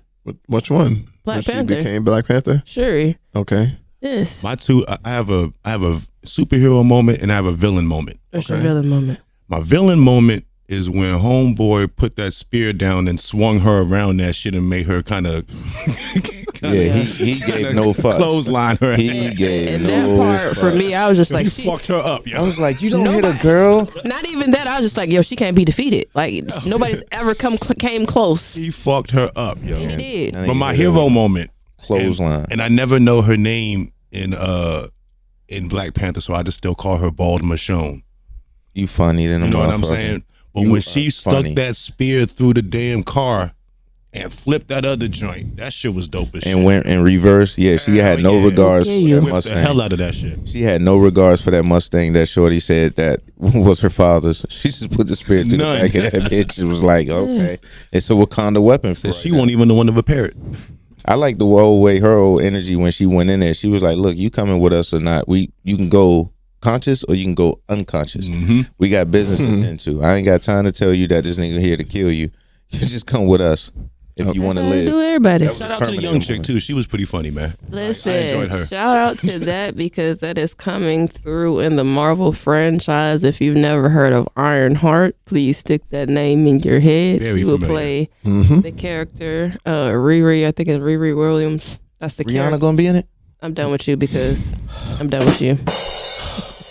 Have you seen I Battlestar can't Galactica? remember Shout her. out to ASAP Rocky. That you yeah. money out, but you already know. Was it That's a Battleship? win for the team.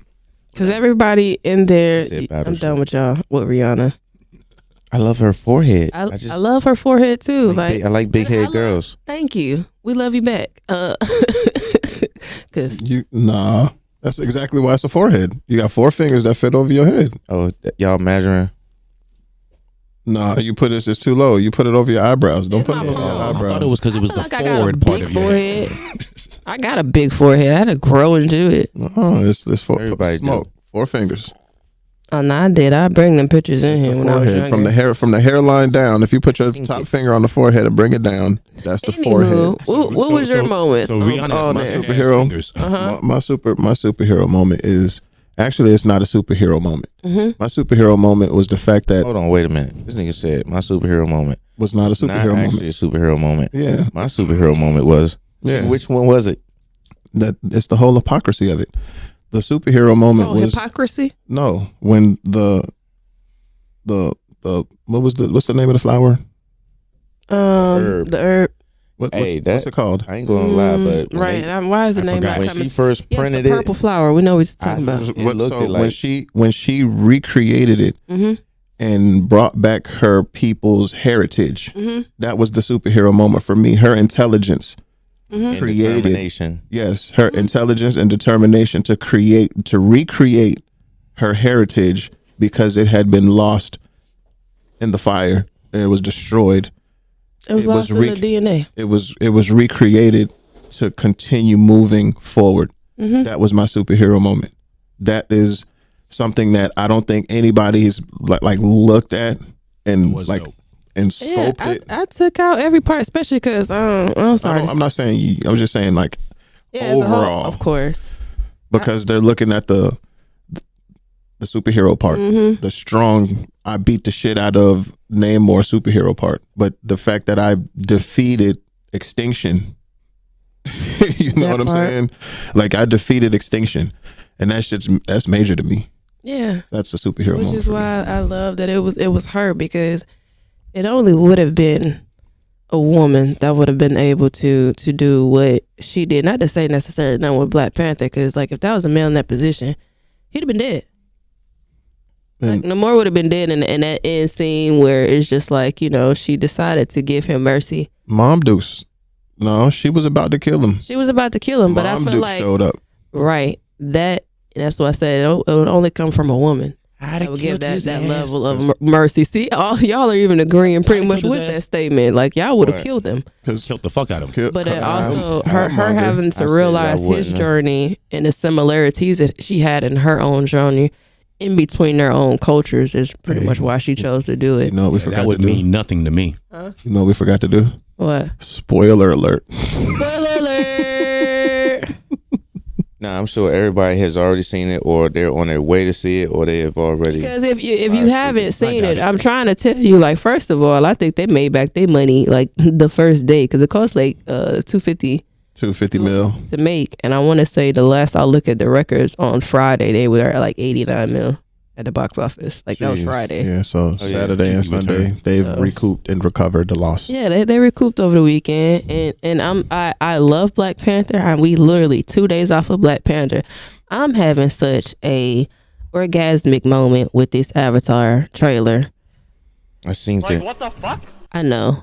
You However, ready? I am gonna relish in my Black Panther. Are you ready for Avatar 2? I am ready for the simple fact that, and I'm gonna tell y'all this second part next.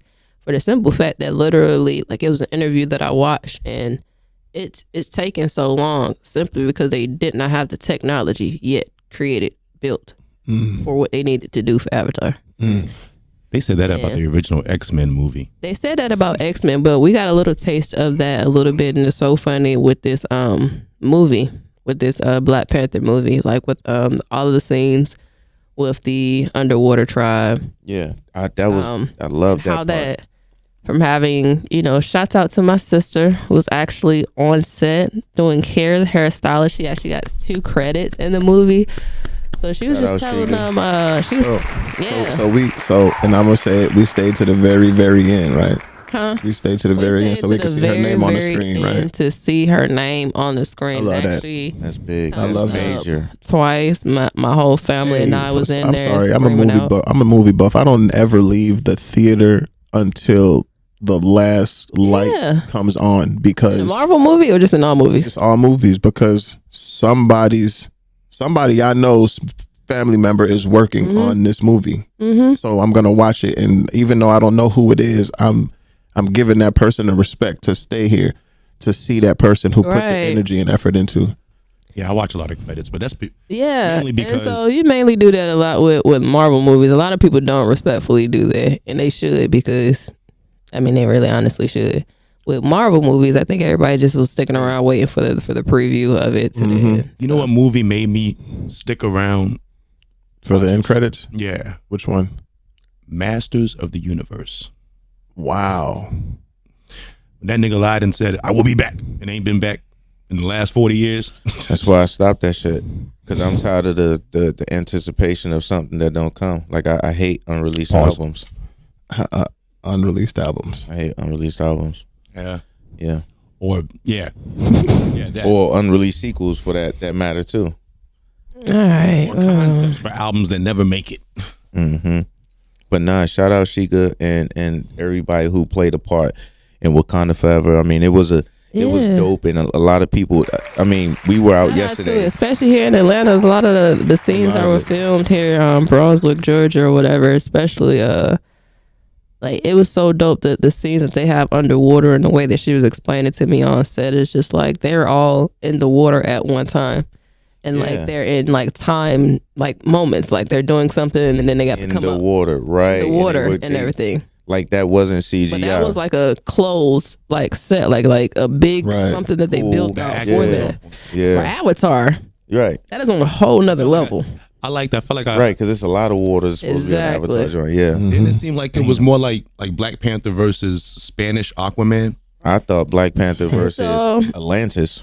And that's it, because that's exactly what it comes from. Like, and they touch on it and speaking about it in Black Panther. Like, we learn about Yucatan Peninsulas in school. We learn about Spanish conquest and all that in school, but we skip so past it.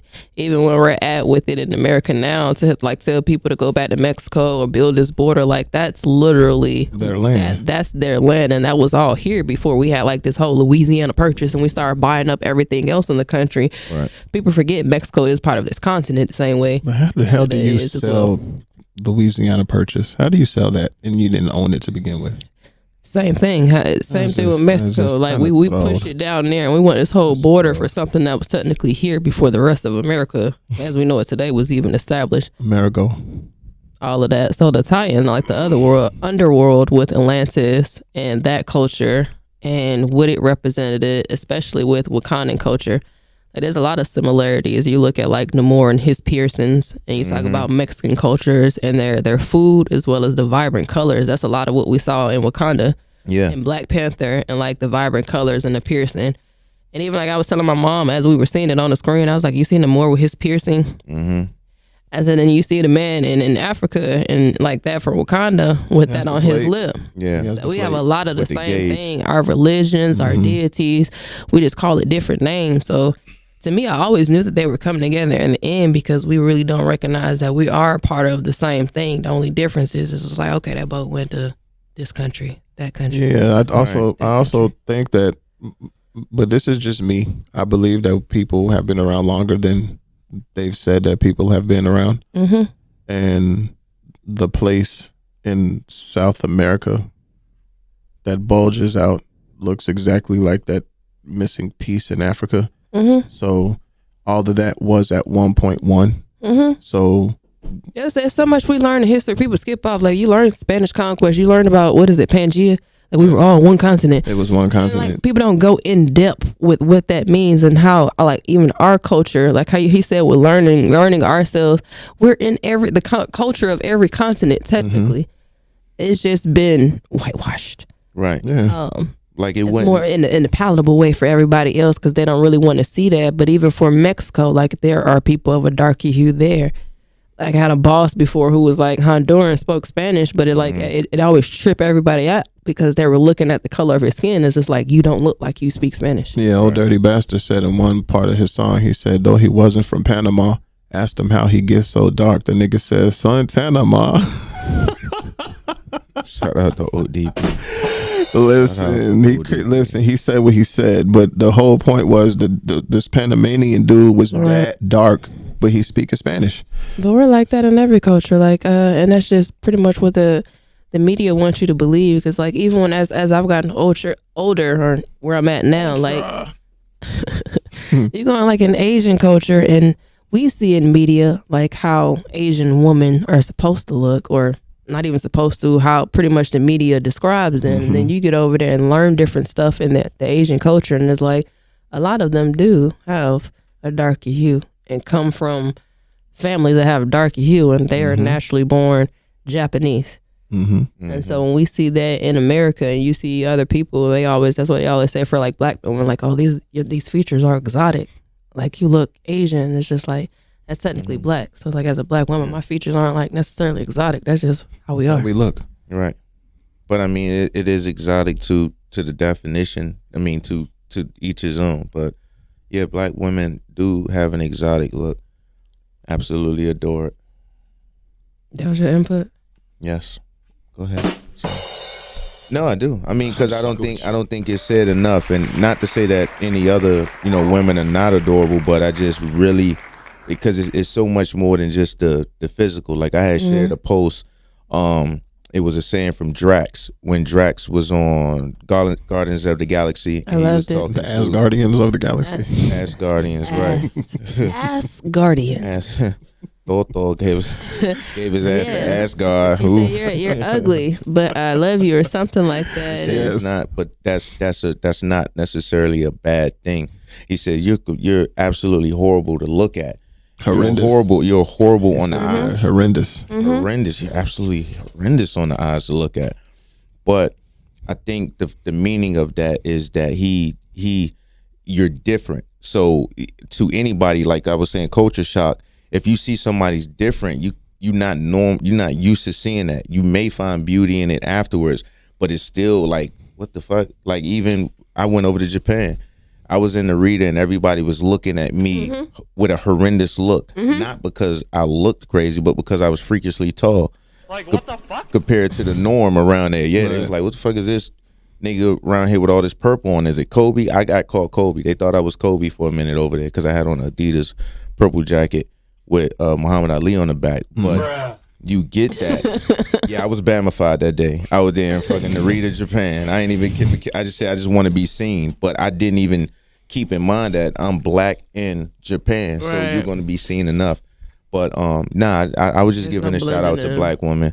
All our black women out there, my sisters. Thank you. There's people, my mom. All y'all gorgeous. Y'all working so hard doing y'all thing. So that's just my 2 cents on that. But yeah. Absolutely. Whoa. All women out there. All women. The white ones, the Russian ones, the Asian ones. But in particular, black women. Yeah, well, I mean, that's what the topic was. Be all inclusive. Black Panther. Definitely. But in particular. They could have threw a white woman in there somewhere. No, why they didn't want to put had a one colonizer. They did. No. We woman. had- They did. We had She sure was in there. The evil Evelina. we had one colonizer and his wife. Actually, there were 2 then. It was 2. She wasn't in there long, but she was the French person who actually sent the people in to try to steal the stuff. That was the first one, and then the lady from Falcon and the Winter Soldier. That's who she was. Sons of bitches. Yeah. So they had 2 colonizers. The colonizers. That's what she said. She said, my favorite colonizer. I'm glad they freed it at the end, though. Oh, I kind of knew that was the last mission. You glad they what? Freed it. She The colonizer. she had him freed. I know. They freed that nigga, though. He just said it all in one word. That's all. Oh, free the nigga. Free the nigga. Yeah, they freed the nigga. Frito-Lay. I don't know why they keep freeing the colonizer. Because that shows that is the true compassion of the nature of our people. Strength and compassion. Strength and compassion and forgiveness. That's the twice times that happened in that movie. I'm sorry, that's the thrice time that happened in that movie. It happened at the very beginning when the Queen did it. It happened when she saved Namor, and it happened when they saved the colonizer. Wait, the Queen ain't cut. And what was her name? What's the general? The general lady, the one who got fired. Her name was Bald Michonne. Okoye. Okoye. Her name was Okoye. Okoye. That was the general. Okoye. When she relieved Okoye of her duties, do you just think that was justifiable? That was yes. Was that something that goes on in the black culture? Yes. Was that accurate? Yes. But was that something that goes on in the African culture? But wait, yeah, was it more African culture or more black culture to both? And why? That's where we get our culture from. I thought it was a bad idea. That too, but also at the same time, I want to come back around to that, Smokey. Felt Angela Bassett's words, and I watched my mom sit up feeling her words, like I could feel that on my skin. Have I not done enough for you? Have I not lost enough? Have I not lost enough? Have I not giving enough of myself? The point. And the last thing to give was that part, and you lost that. But she said you put that aside. You watched Killmonger come in and take the throne, and then as loyal as we were to you, you said you're going to be loyal to the throne. She was loyal to Wakanda and served this king. Right. While I'm stuck out here not having no place. I felt like that was the sting. She said all of that collectively, so it was both parts of it. So this ain't nothing personal at all. This is all business right now. I can't have you around me. Felt like it was a bad idea. I feel like at the end of the day, when you find out that there's an army out there who's bigger than you, you don't get rid of your best general. You know what I'm saying? General. But the whole country fighting. Who else was better suited for that job, though? Can I pose a question? Some of the people that suited for the job, and then as far as her being a general, there's a reason why she had the job above them. But can I pose a question, Smokey? For the same reasons that you said you would have off the nigga Namor for killing Mondukes, right? Mm-hmm. So you wouldn't have fired the person who lost the closest person to you.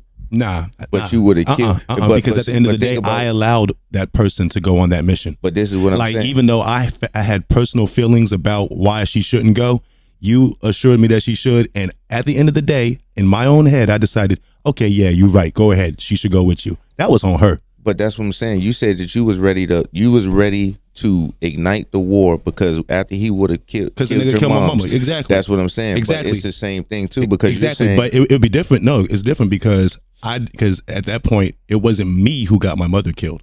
It was me who got, you know what I'm saying, my daughter kidnapped.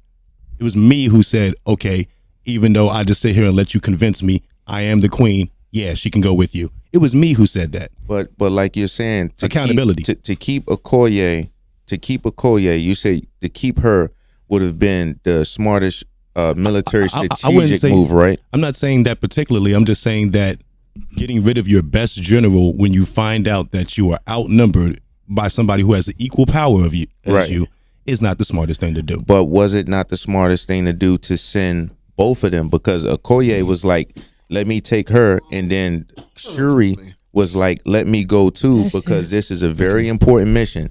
So it is not enough to send just your best general. You need to send your best general plus your best scientist. If you really felt that way, this is recruiting now. If you felt that way, you should have made that trip to Haiti first.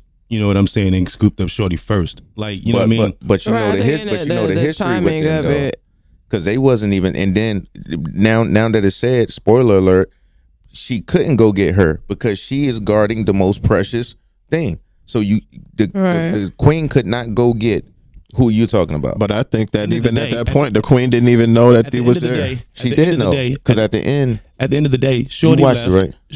At the end of the day, Shorty left with the blessings of the queen. Right? True or false? True. I believe that. Without the blessings of the queen, she wouldn't have went anywhere. Right? Nakia. Right. So who got her killed?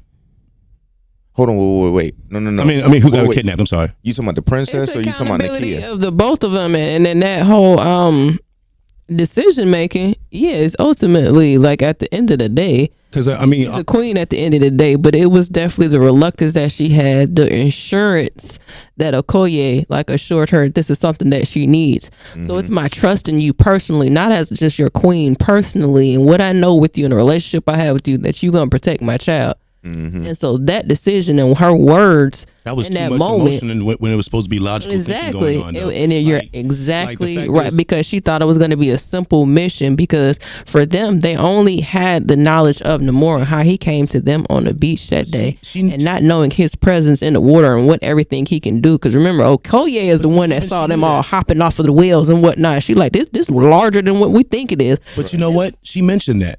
She actually did know that before she sent her on that mission. She specifically said that we have enemies that we are not aware of. But the magnitude of that, as far as this enemy in that moment, like she killed them. Like knowing that, got back up and sending your daughter out there at that time, knowing that, you know what I'm saying? Like, I mean, come on. I don't think she knew. Like, she knew that this nigga was able to sneak into Wakanda without anybody knowing and appearing directly in front of her with vibranium. But I don't think because like the mission was to go get the little girl. Right. Yeah, I know. I don't think like for this country that doesn't want to be known, that they would make a presence known in trying to get this little girl. I think the writer really just needed a reason for her to not be in Wakanda so she can get kidnapped. That's what I think.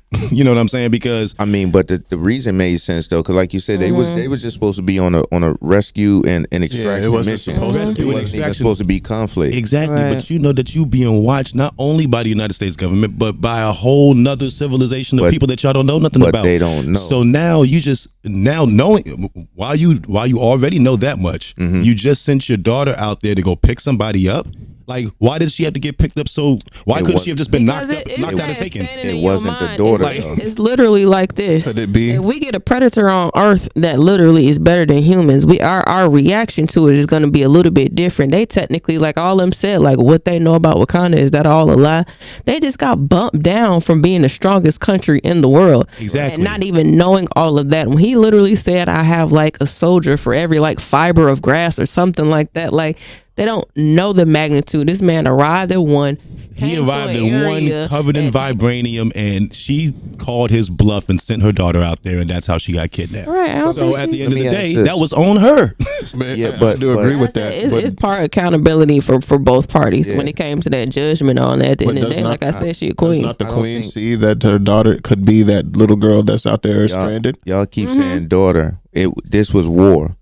Right. No, Y'all send the I'm scientist to go talking pick about up a the kid. I'm talking about the scientist kid. They sent the Riri. scientist to go pick up a kid. But She saw her daughter That's what I'm in that saying. little Do you girl. not think she saw her daughter in that little Of girl course. It's to not have true. created this to create this thing that she's looking at? There's another girl out there like my daughter. So I'm gonna send my daughter to go get her. is So- not is Shuri what not, sense does that make? Is Shuri not one of the top 3 fighters and warriors in Wakanda? In Wakanda. Now. But that's what I'm saying. So why not send your best to? You're at war That from wasn't- from the moment that Namor showed up and ran up on them, being so that Shuri had the best knowledge. Because if the Queen could have went, I think the Queen would have went. But because Shuri had the best knowledge, plus you have your greatest spy, she went and requisitioned her greatest spy, and Like, then I'm Y'all- sorry, not the you guys greatest are spy, forgetting but the something. Queen. She sent her into a war zone. She sent her to pick up somebody who they knew people were coming to kill. Yeah, No, that, no. You sent her into a war zone. They did not know that they was coming to Right. kill. She doesn't- They she did not didn't know know that that. because So- Namor told them to go. Namor said, bring the girl to me. Right. They didn't know like they were going after the girl as well because it was the relatability of the girl being young, the girl being in science. She done created this little thing that's going to affect all of them. And So- Namor and them didn't so want to you- be seen. So you mean so you don't think that anybody from Wakanda had any idea that the United States government might be after this little girl? That It the wasn't United the state's government that was after the little girl. It wasn't Yeah, that because aspect. it was them who was building and using the machine to try to find the vibranium. right. Right. Yes, but Americans isn't a threat. That's what I'm saying. You can send Wakandas in against the U.S. government, and there is no problem. It's easy. Like they said, it should have been an easy mission. The fact that Namor and them showed up was completely a blindside because they didn't want to be known. He said, if you tell anybody about us, then we're going to come and blow this whole shit up. So when they went to go get the girl, they didn't know that they were sending another team to watch the team that he sent to go do what That's it is ill he wanted to preparing do. on Wakanda's part then. Because if like when you going into the unknown, you're supposed to prepare for that. It wasn't a Like- preparation time because they got What you mean threatened. preparation time? You had enough time to have a discussion on whether or not your daughter should go. And they did. Well, I think they it was did. just all different angles. Then they go to the Different council. angles or parts of it because I think they're going to go get the little girl based on the more saying bring the girl to me, and so that's only what they're seeing from the outside, from us looking in with all the cops and everything showing up.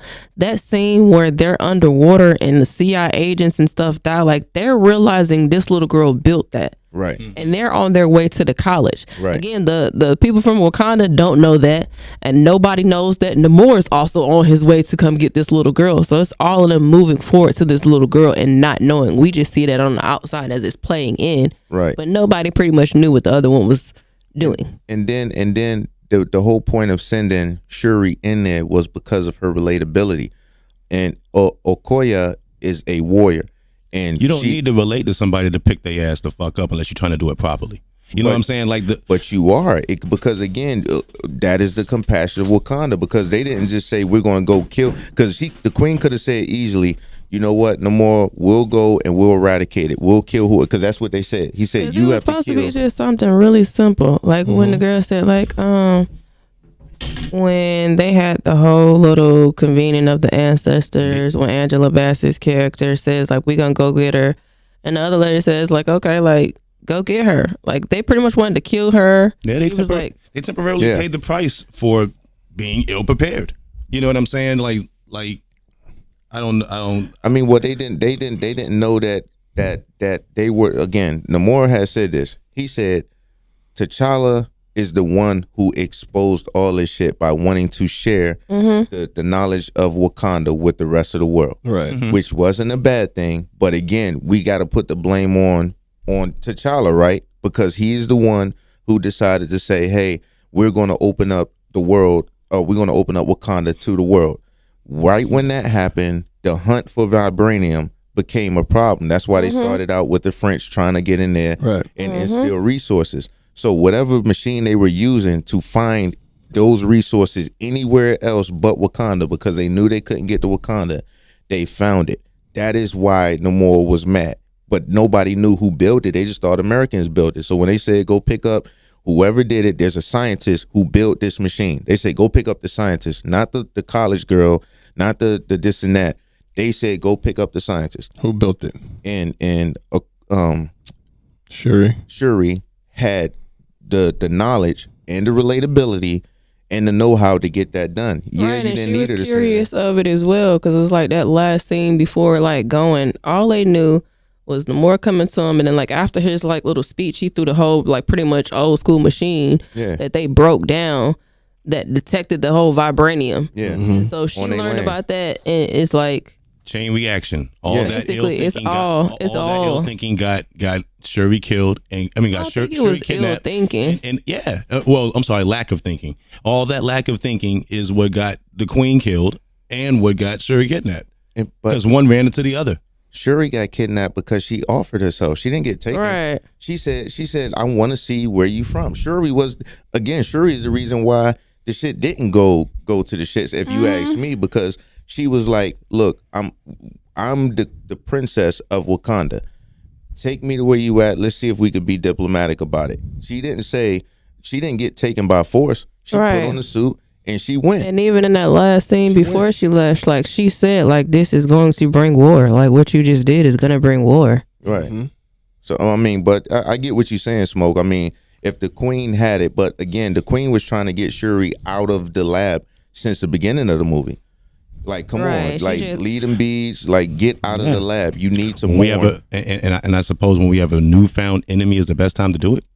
Come on, man. Like, she wanted to get her out the lab because the whole thing was like Shuri had shut down. Like how she buried herself in her work. She buried herself in her work. Most people grieve. Like how most people grieve, and at the last minute, unfortunately, through all that pain, that's when like her focus got more there with the black herb.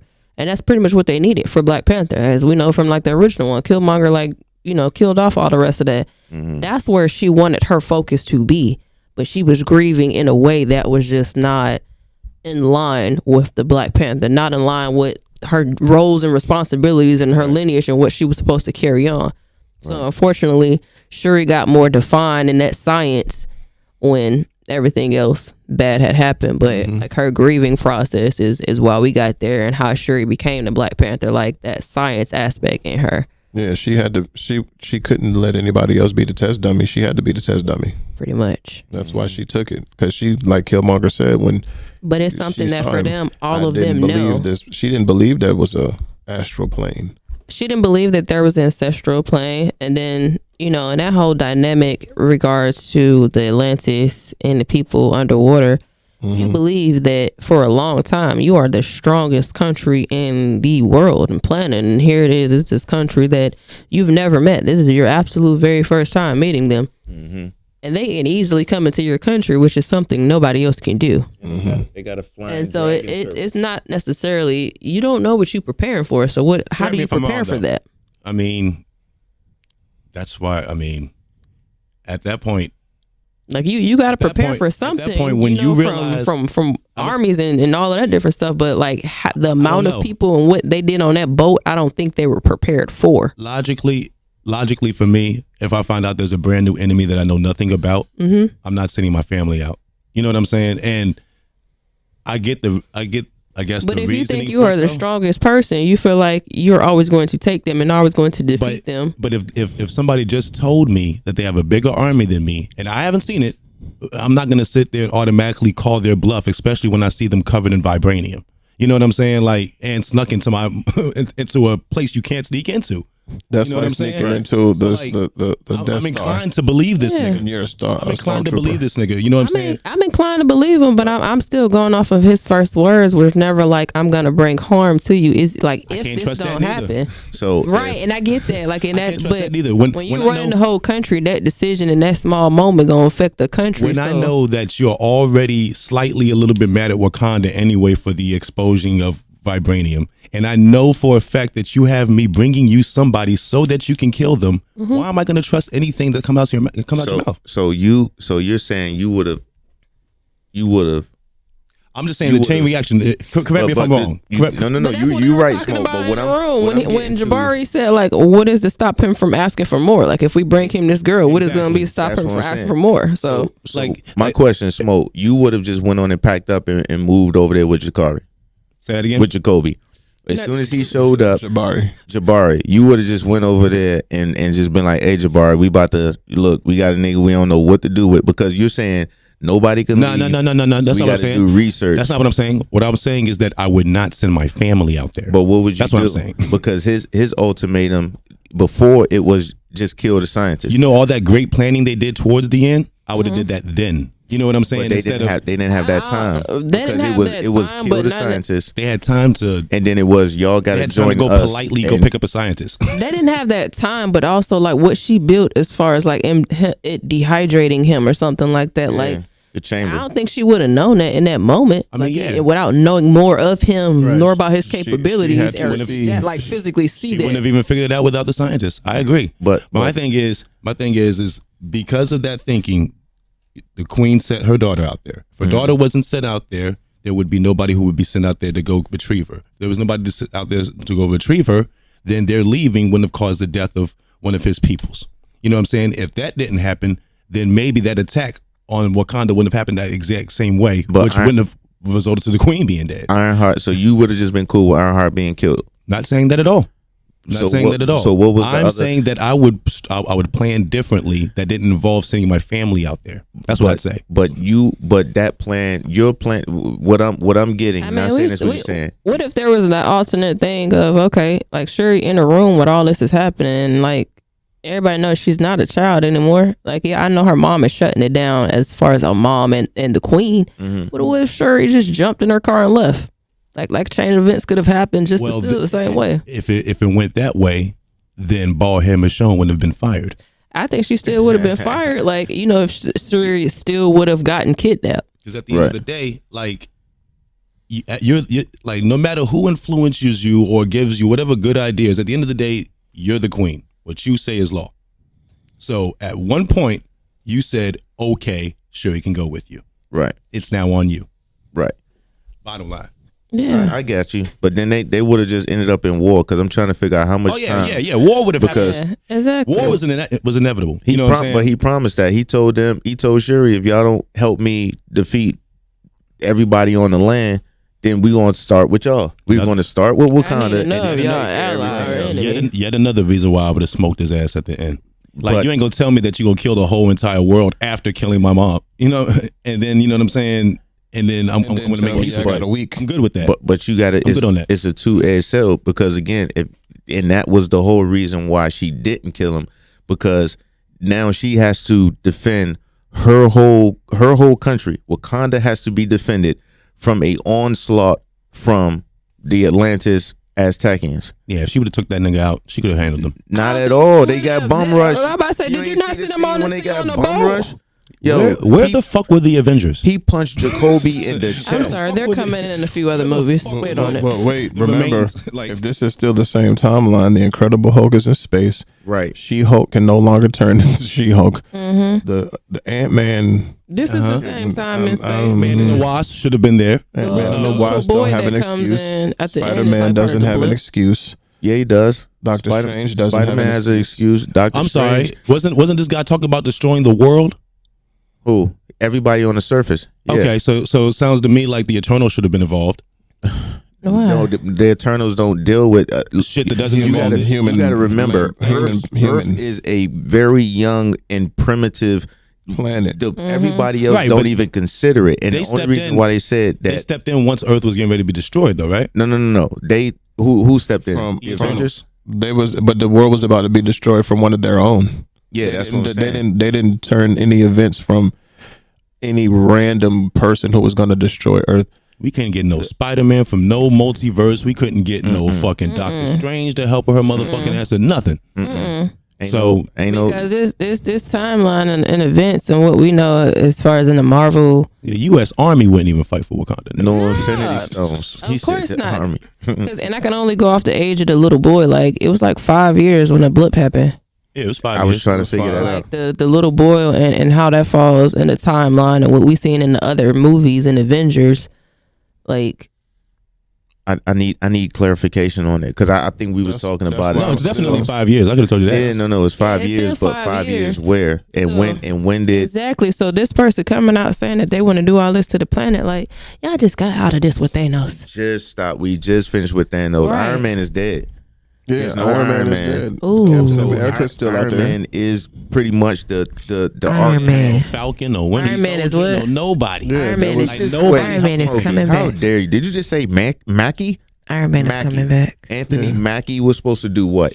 I'm just saying the niggas were supposed to be there. Papa Doc was supposed to do what? Everybody knows where Wakanda is. They fought in it in Right, Endgame. they know where Wakanda is, but Fuck it's Free also World at the 313. same time. I don't think it was ever something that was broadcast to other people until like we see at the end because But that's what I'm saying. no other country or nobody else knew. The Winter Soldier got his arm replaced in Wakanda, and he didn't even show up, knowing that this was happening in Wakanda. Where was Bro, yeah. I'm How was he telling supposed to know? Nobody is helping Wakanda. That's the How are point. they supposed to know if that's- when you closed in, you keep can't people help- out at the same time? Wait, How can hold you help on. Wakanda? So can I can relate this to the black. Wakanda I is can, privy to all of the information. hold on, I can before. relate this And to the it black closed out. mindset.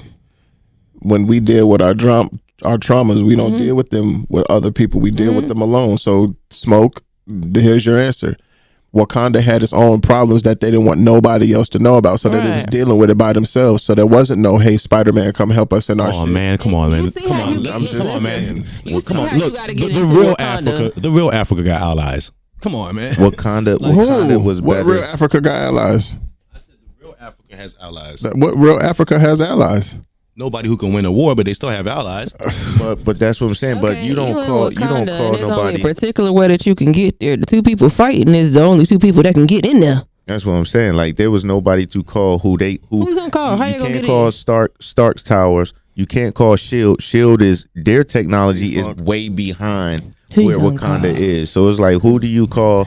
to come Somebody to take some hits while my people make some moves. help? like Funny, you want another end game. I'm saying all I'm saying He is wanted them to all line up. He wanted Doctor Strange. there's a to start reason circling- why they sent the Dothraki out first. Circle, You know what I'm circle. saying? Thor Ragnarok had the Incredible Hulk in it. Which is why you can't be going to war with people when you don't know their whole army. Which is why they The shouldn't have never Dothraki. like. They did Why the she should have Dothraki made wrong, peace dog. and why they had to be diplomatic about certain things. They didn't know the strength of this place. Yeah. He said it, but people in that fit in those moments, sometimes they over exaggerate. I got this huge army. Okay, we do too. And they got to look at themselves. I mean, Like shit, ain't nobody ever think of if they I don't know, reach out pouring to a the bunch of- Amazons. nobody think about you could pollute the ocean or anything. Like they ain't try nothing. Listen, do you Nah. see how deep they were below the ocean? And they was in one of them currents from Finding Nemo. I'm fucking done with y'all. I've seen I'm fucking done with both of y'all. I've seen Wakandan technology. How Okay, deep they were. dude. I've seen them go deep into space. They can go. But Wakanda? the thing for me is they're in. It's, Yeah, they didn't even know they were there. Like, it wasn't like Wakanda Yeah, they was out didn't- looking for other vibranium. Nah, They they was just- like, it don't exist. They said we're the only people. That's what the Queen said. We are the only ones. This Outside vibranium. outside of Aquaman, who been in the ocean looking Another for lack shit? of thinking. Huh? Aquaman. That's Outside- DC. I know that's DC, but who been in the ocean looking for shit? And all the different Marvel movies, who been in the ocean looking for shit? It's Looking too for bad. seasoned people. nobody. Exactly. Nobody goes in That's the why water. they were able to stay hidden for so long, and it's just That's why stories he said of he it. went down to the bottom of the ocean. Right. He said, if I take you down there without a suit, it will crush every bone in your body. That's Oh, we how got a deep suit. we are. Mhm. But we got a suit. So don't worry about it. Mhm. Then niggas put a sun down there. Yeah. Right. But Brought yeah. the sun to my people. So yeah, for everybody who hasn't seen Wakanda Forever, there you go. You're welcome. Spoiler alert in the heading when we title this. Everybody dies. So when they go back to watch it, spoiler alert. Jacoby gets punched in the chest. I'm done with you with this, Jacoby. I mean Jakari. What's his name? It's Jakari. Jabari. Jabari. You bald-headed demon. That thing was ready to get to You it. bald-headed demon. So Get it right. so at what point though, when the tribal ceremony was about to take place where they were about to I ain't gonna lie, when that shit first honor the Black Panther, Mm-hmm. and Jabari steps out. Mm-hmm. Ooh, we Like have the 2 Black comments, Panther. guys.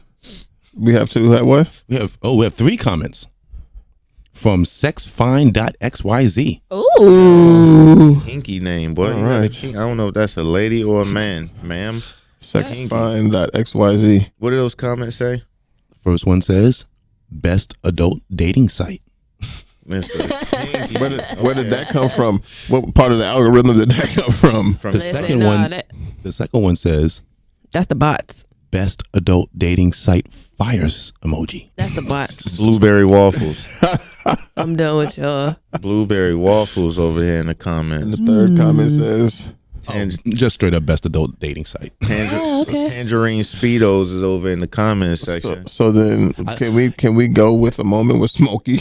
I'm thinking that's the guy who called in for Muda that day. It was like, If the Muda. He had the voice. I got stalkers. Is Muda there? I'm Ken Kniff. We're missing Muda. She's so disgusted right now. I'm so disgusted because all y'all got different like voices. I hear a little bit of Beavis and Butthead in there. It's a creep deep in all of us. Yeah. He said feel a like a little creep deep in all quagmire in the there. paws, sir. Golly. That wasn't pause, granddad. Grandfather. My bad. Pause, grandfather. There's a creep deep in Look, all of us. He said that so passionately too, like he didn't realize he was saying a pause moment, and that's Smoke. Stop the cap. That was Smoke. Can we spend a moment with Smokey, please? A moment if we wanna with go Smokey. A moment with Smokey.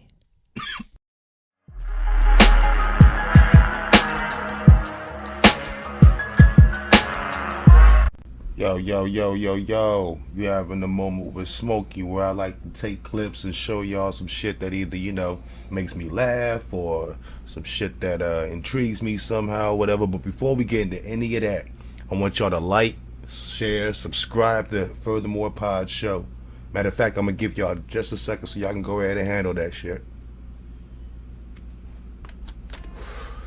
Anyway, without further ado, I got some clips for y'all today, so let's check some out.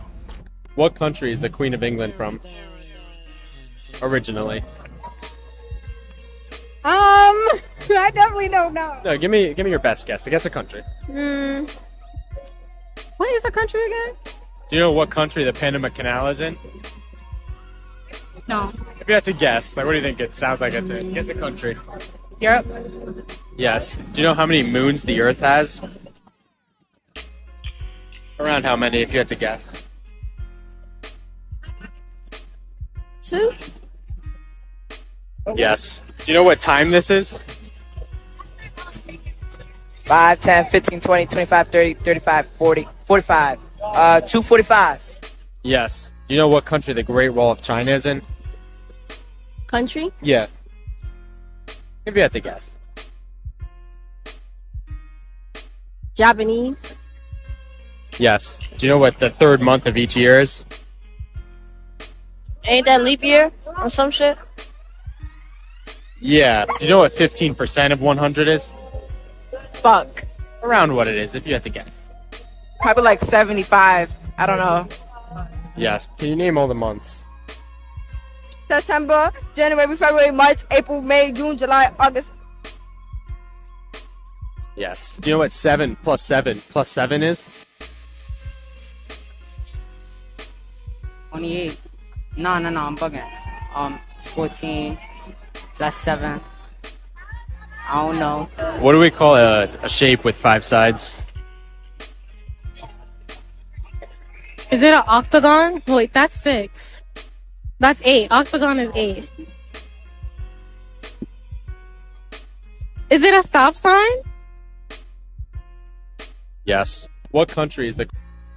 Yo, what the fuck, yo? Yo, what are they teaching in them schools now, yo? These motherfuckers.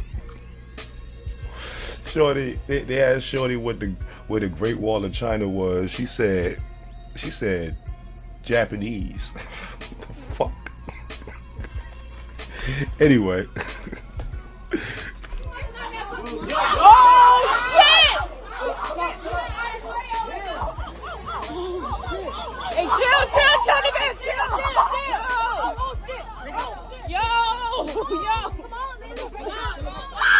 Yo, chill.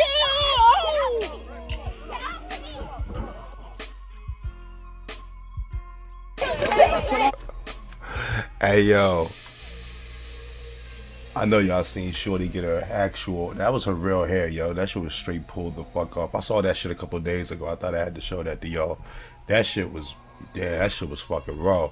She straight ripped her shit clean off. She had the George Jefferson going down the middle and shit. Oh, that shit, yo. Oh yeah, here go this nigga.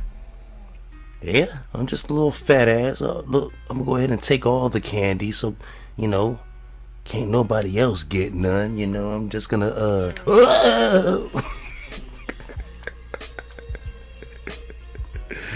That's what his greedy ass get. Instant karma, y'all.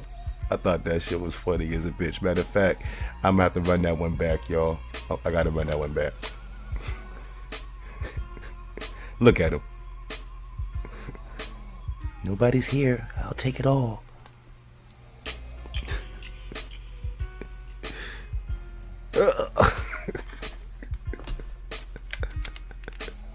Yeah, he got broke. Hey, this next one, look, this next one is funny because homie thought he had a friend. Check this shit out. Over here, whooping blood. Why you beating that man like that? Why you beating that man like that? Why you beating that man like that? Huh? Why you said nigga? You ain't even black. What you saying nigga for? Black. Stop saying nigga. Show up, bitch. You said nigga. Bitch swans. He ain't black. That nigga said, shut up, bitch. He said nigga. Bro thought he had a friend and shit though. About to come help him out, yo. That nigga ended up getting rocked real quick. Oh yeah, and this one right here is just crazy, you know what I'm saying? Because I had never heard this clip before, so I thought it was something I should share with y'all, because this shit crazy. This was in the 1940s. They're playing by manual. Wow. They got a whole They got a playbook against you Negroes. Right. Play it again. In 1943, the following directive was issued from party headquarters to all communists in the United States. It read, "When certain obstructionists become too irritating, label them after suitable build-ups as fascist or Nazi or anti-Semitic, and use the prestige of anti-fascist and tolerance organizations to discredit them. In the public mind, constantly associate those who oppose us with those names which already have a bad smell. The association will, after enough repetition, become fact in the public mind." Bro, ain't nothing funny about that one. That shit crazy, because it just lets you know that this shit was premeditated from a long time ago. Like, man, damn, yo, like, you know what? Y'all better wake the fuck up. You know what I'm saying? That's all I'm gonna give it back to the studio on this one, because that, you know what I'm saying, that one try to make me a little bit mad and shit. But yeah. Till the next one. That was a groovy moment with Smokey, man. Yeah, everybody was getting moment with Smokey, waiting themselves. I love it. That one, my man said, "Why you over there beating on that man? Why you beating on that man, nigga? Oh, hold on. Okay, now we shut up, beating bitch. on He that said man. nigga. We beating on that man." Yeah, the fight scene, yo, I'm over here patting my head, and I'm gonna put some oil on this when I go home. She didn't even rip a track out. She just Like, took the whole from the root. peeled her muffin cap back blue. That was like the legitimate scalping. He was like, yo, Yeah. let me get a It was Sherman. faster than Mohican. So let me get a Sherman Hemsley. Oh my, not the Sherman. Not the Philip Banks. Yo. Not the homie, the The clown. freeze frame of the faces, everybody Shine around. on Like me. they're not Nigga like, sung oh, Amen. she getting her ass beat. They're like, oh, the way her the hair is gone. Like, how is there no blood? Right, like it's gonna start bleeding slowly out them pores, yo. That shit's crazy. It's like when you get waxed and they pull it all at one time, like. Or maybe she had one of those bald head caps. Bald head caps. Nah, but I hope that was a bald head cap. Cause the way that just went out, I'm like, I got concerns for the way that it came out so easily. It's either the force at which her fucking hair was yanked, The velocity. right, or it is your hair is that damaged, and bitch, stop holding on to that shit. You should have been let it go. She had it like in a Follicle ponytail. damage. She had it like in a ponytail. Like old girl Like literally had to emotional have. damage. She had to have grabbed that damage. shit, Get the fuck out. pulled straight back. That's some From the hairstylist root. shit. Right. She might as well tied her shit to a door and just took off running. Just ran. Mm-hmm. Damn that shit. Oh Lord, man. Yeah, please. You got to call timeout in the fight. Timeout. Stop. Ain't no time out. Like, I quit. I'm defeated. I take accountability. I do apologize for what I said to you. Hair pull. I really had some time to think about it. Thank you. Right. Fatality. Now she Right. And that bitch No, like finish me. I'm done. You finish me when you pull that hair out. Cause how you even swoop that around? she got She gonna have to wear a wig for you a gotta while. get Cause a- ain't no swooping that around. the Fifth Element plastic cap. She got to came put out that there joint right there. Yes. Came out there with the Beyonce lemonade braids and then Walked away with the Sherman. The Fifth Element. I'm telling you, I remember I remember exactly who it is. That nigga who had that plastic cap over his with shit. bald headed demon vibes. Yeah, she had a little Wakanda going down the middle. Yeah. Or on the slight right. What do you call it? Bantu knots? Yeah, and first of all, she came in Beyonce lemonade. She left out bald headed demon. So that's a big jump in like 5 seconds in this video. Gary Oldman, Jean Baptiste. That was in. Yeah, so you got to fight me every time we see each other. After that, Right. No, like absolutely. we're fighting for like, Emotional damage. I might be looking for a peace treaty. You even yank- if I keep on you- winning, You yank even my if I keep scalp. on winning, yo, like straight up, You pull my muffin cap out like that. somebody getting shot. Fuck that. I'm drawing up a peace She gonna be treaty. telling people if she don't grow her hair back in like the next 30 years. Yeah, girl, I got into this You said fight. 30 and my years. mama- Oh my My mama God. permed my hair when I was younger. You know how girls be. Yeah, I got into this fight when I was younger. When you got to lie and claim alopecia, that means you lost. Not a Jada. Lost. I hope not. Not a I hope Jada. not. I mean, you Don't- lost don't a do fight. that. Don't do that. My bad, Will. Don't do that. Don't slap me, Will. No, he's about to be a slave now. You know Who? that, right? Who? Will Think Smith. so? Why you figure? Because he's in the movie called He's Emancipation. yeah, he's in the Being a movie slave. called Literally. That's because he's in a movie called Emancipation, being a slave. Yeah. Hollywood said, "Look, you slap that nigga, we got to slap you a little bit now. So you're gonna take this role, and it's on Apple He TV. said, like, You're gonna take this role." y'all think he he didn't have any type of So remember when I was supposed to? making in that? I'm pretty No. sure he did. He's Will Smith. I'm thinking that he did what he did so he could take his lashing, so he could stay connected, Right. instead of being. And this is just the I tell people, like, every damn thing we in America, every damn thing is marketing. That's how it's marketed and How it's presented to marketed, you. yeah. So the thing with Will Smith is he called the blockbuster king for a reason. Yeah. Yeah. He even got Chris Rock's show selling out now. Right. So like Chris Rock, whatever he got going on, people will sadly to say that was just a moment for him. A lot of people still don't like him as a comedian. Like, it's like, all right, cool, we gonna watch your shit so you can speak on the shit about Will Smith. Yeah, he got a That's what we're lot. looking for you to speak on. That's how he Literally got, why people were buying his tickets. He got basically. a live. He know it. Everybody else know it. It I is like what Chris it Rock is. though. I like Chris Rock, but not as much as most comedians. You know what I'm saying? But I like Chris Rock. He got a live Netflix special coming out. Live. Yeah, and that's gonna do numbers because people are expecting him to talk about that shit. Right, and But that's when just you what find it out is. he's not, Nah, he's gonna That's where address he's it. gonna get his money from. he has Because to light address it in order for them to just to, you know what I'm saying. But Yeah. I got an hour special, and I know everybody coming here to motherfucking hear me speak about this part. I'm gonna wait to the last 5 minutes, and I ain't even gonna fully give you what you want. Right. Because I already got my money on the front end and the back end.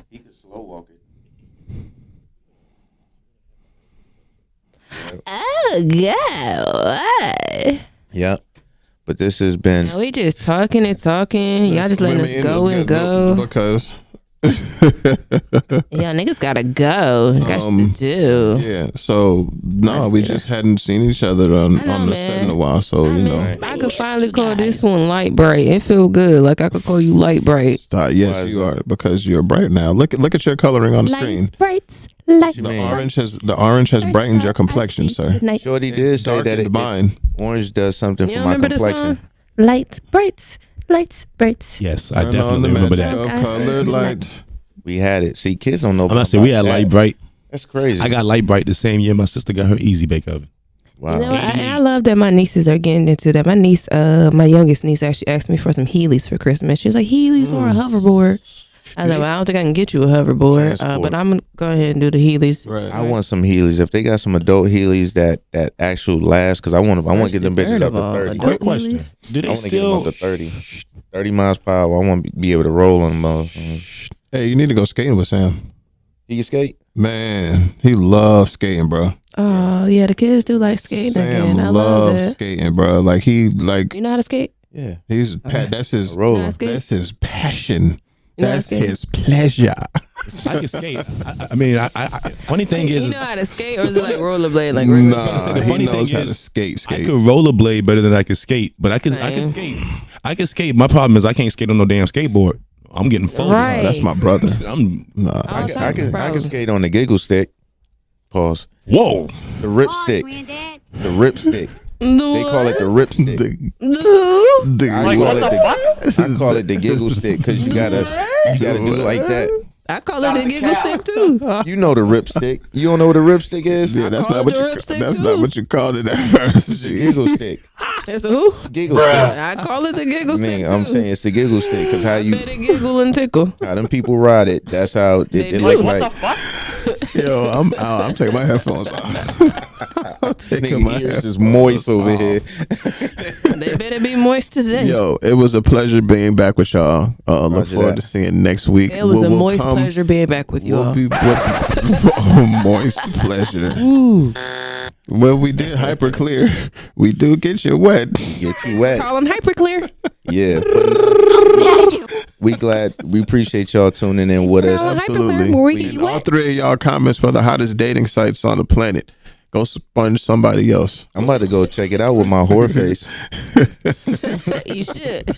You in that whore face. See what they got going on. Absolutely. Y'all have a wonderful week. Hey, blessings, peace and blessings to you all, and stay healthy. Take care. Stay healthy. Yourselves. Peace. Give more fucks about you. You. Yes. Y'all be great. Gang. Yeah. Furthermore. Check. Come on. Take a moment, reflect. We just gave you an earful. They breaking down the blocks while we build with some ill tools. Over the hill views while we charging the battle. Time is over the limit. Critical with your cattle. Casual, curious content. Change for your nonsense. Raw thoughts. Furthermore, no drooling, no vomit. View it a farm, and we invite you to with the comments. Till the next time, take the share button and harm it. Yeah.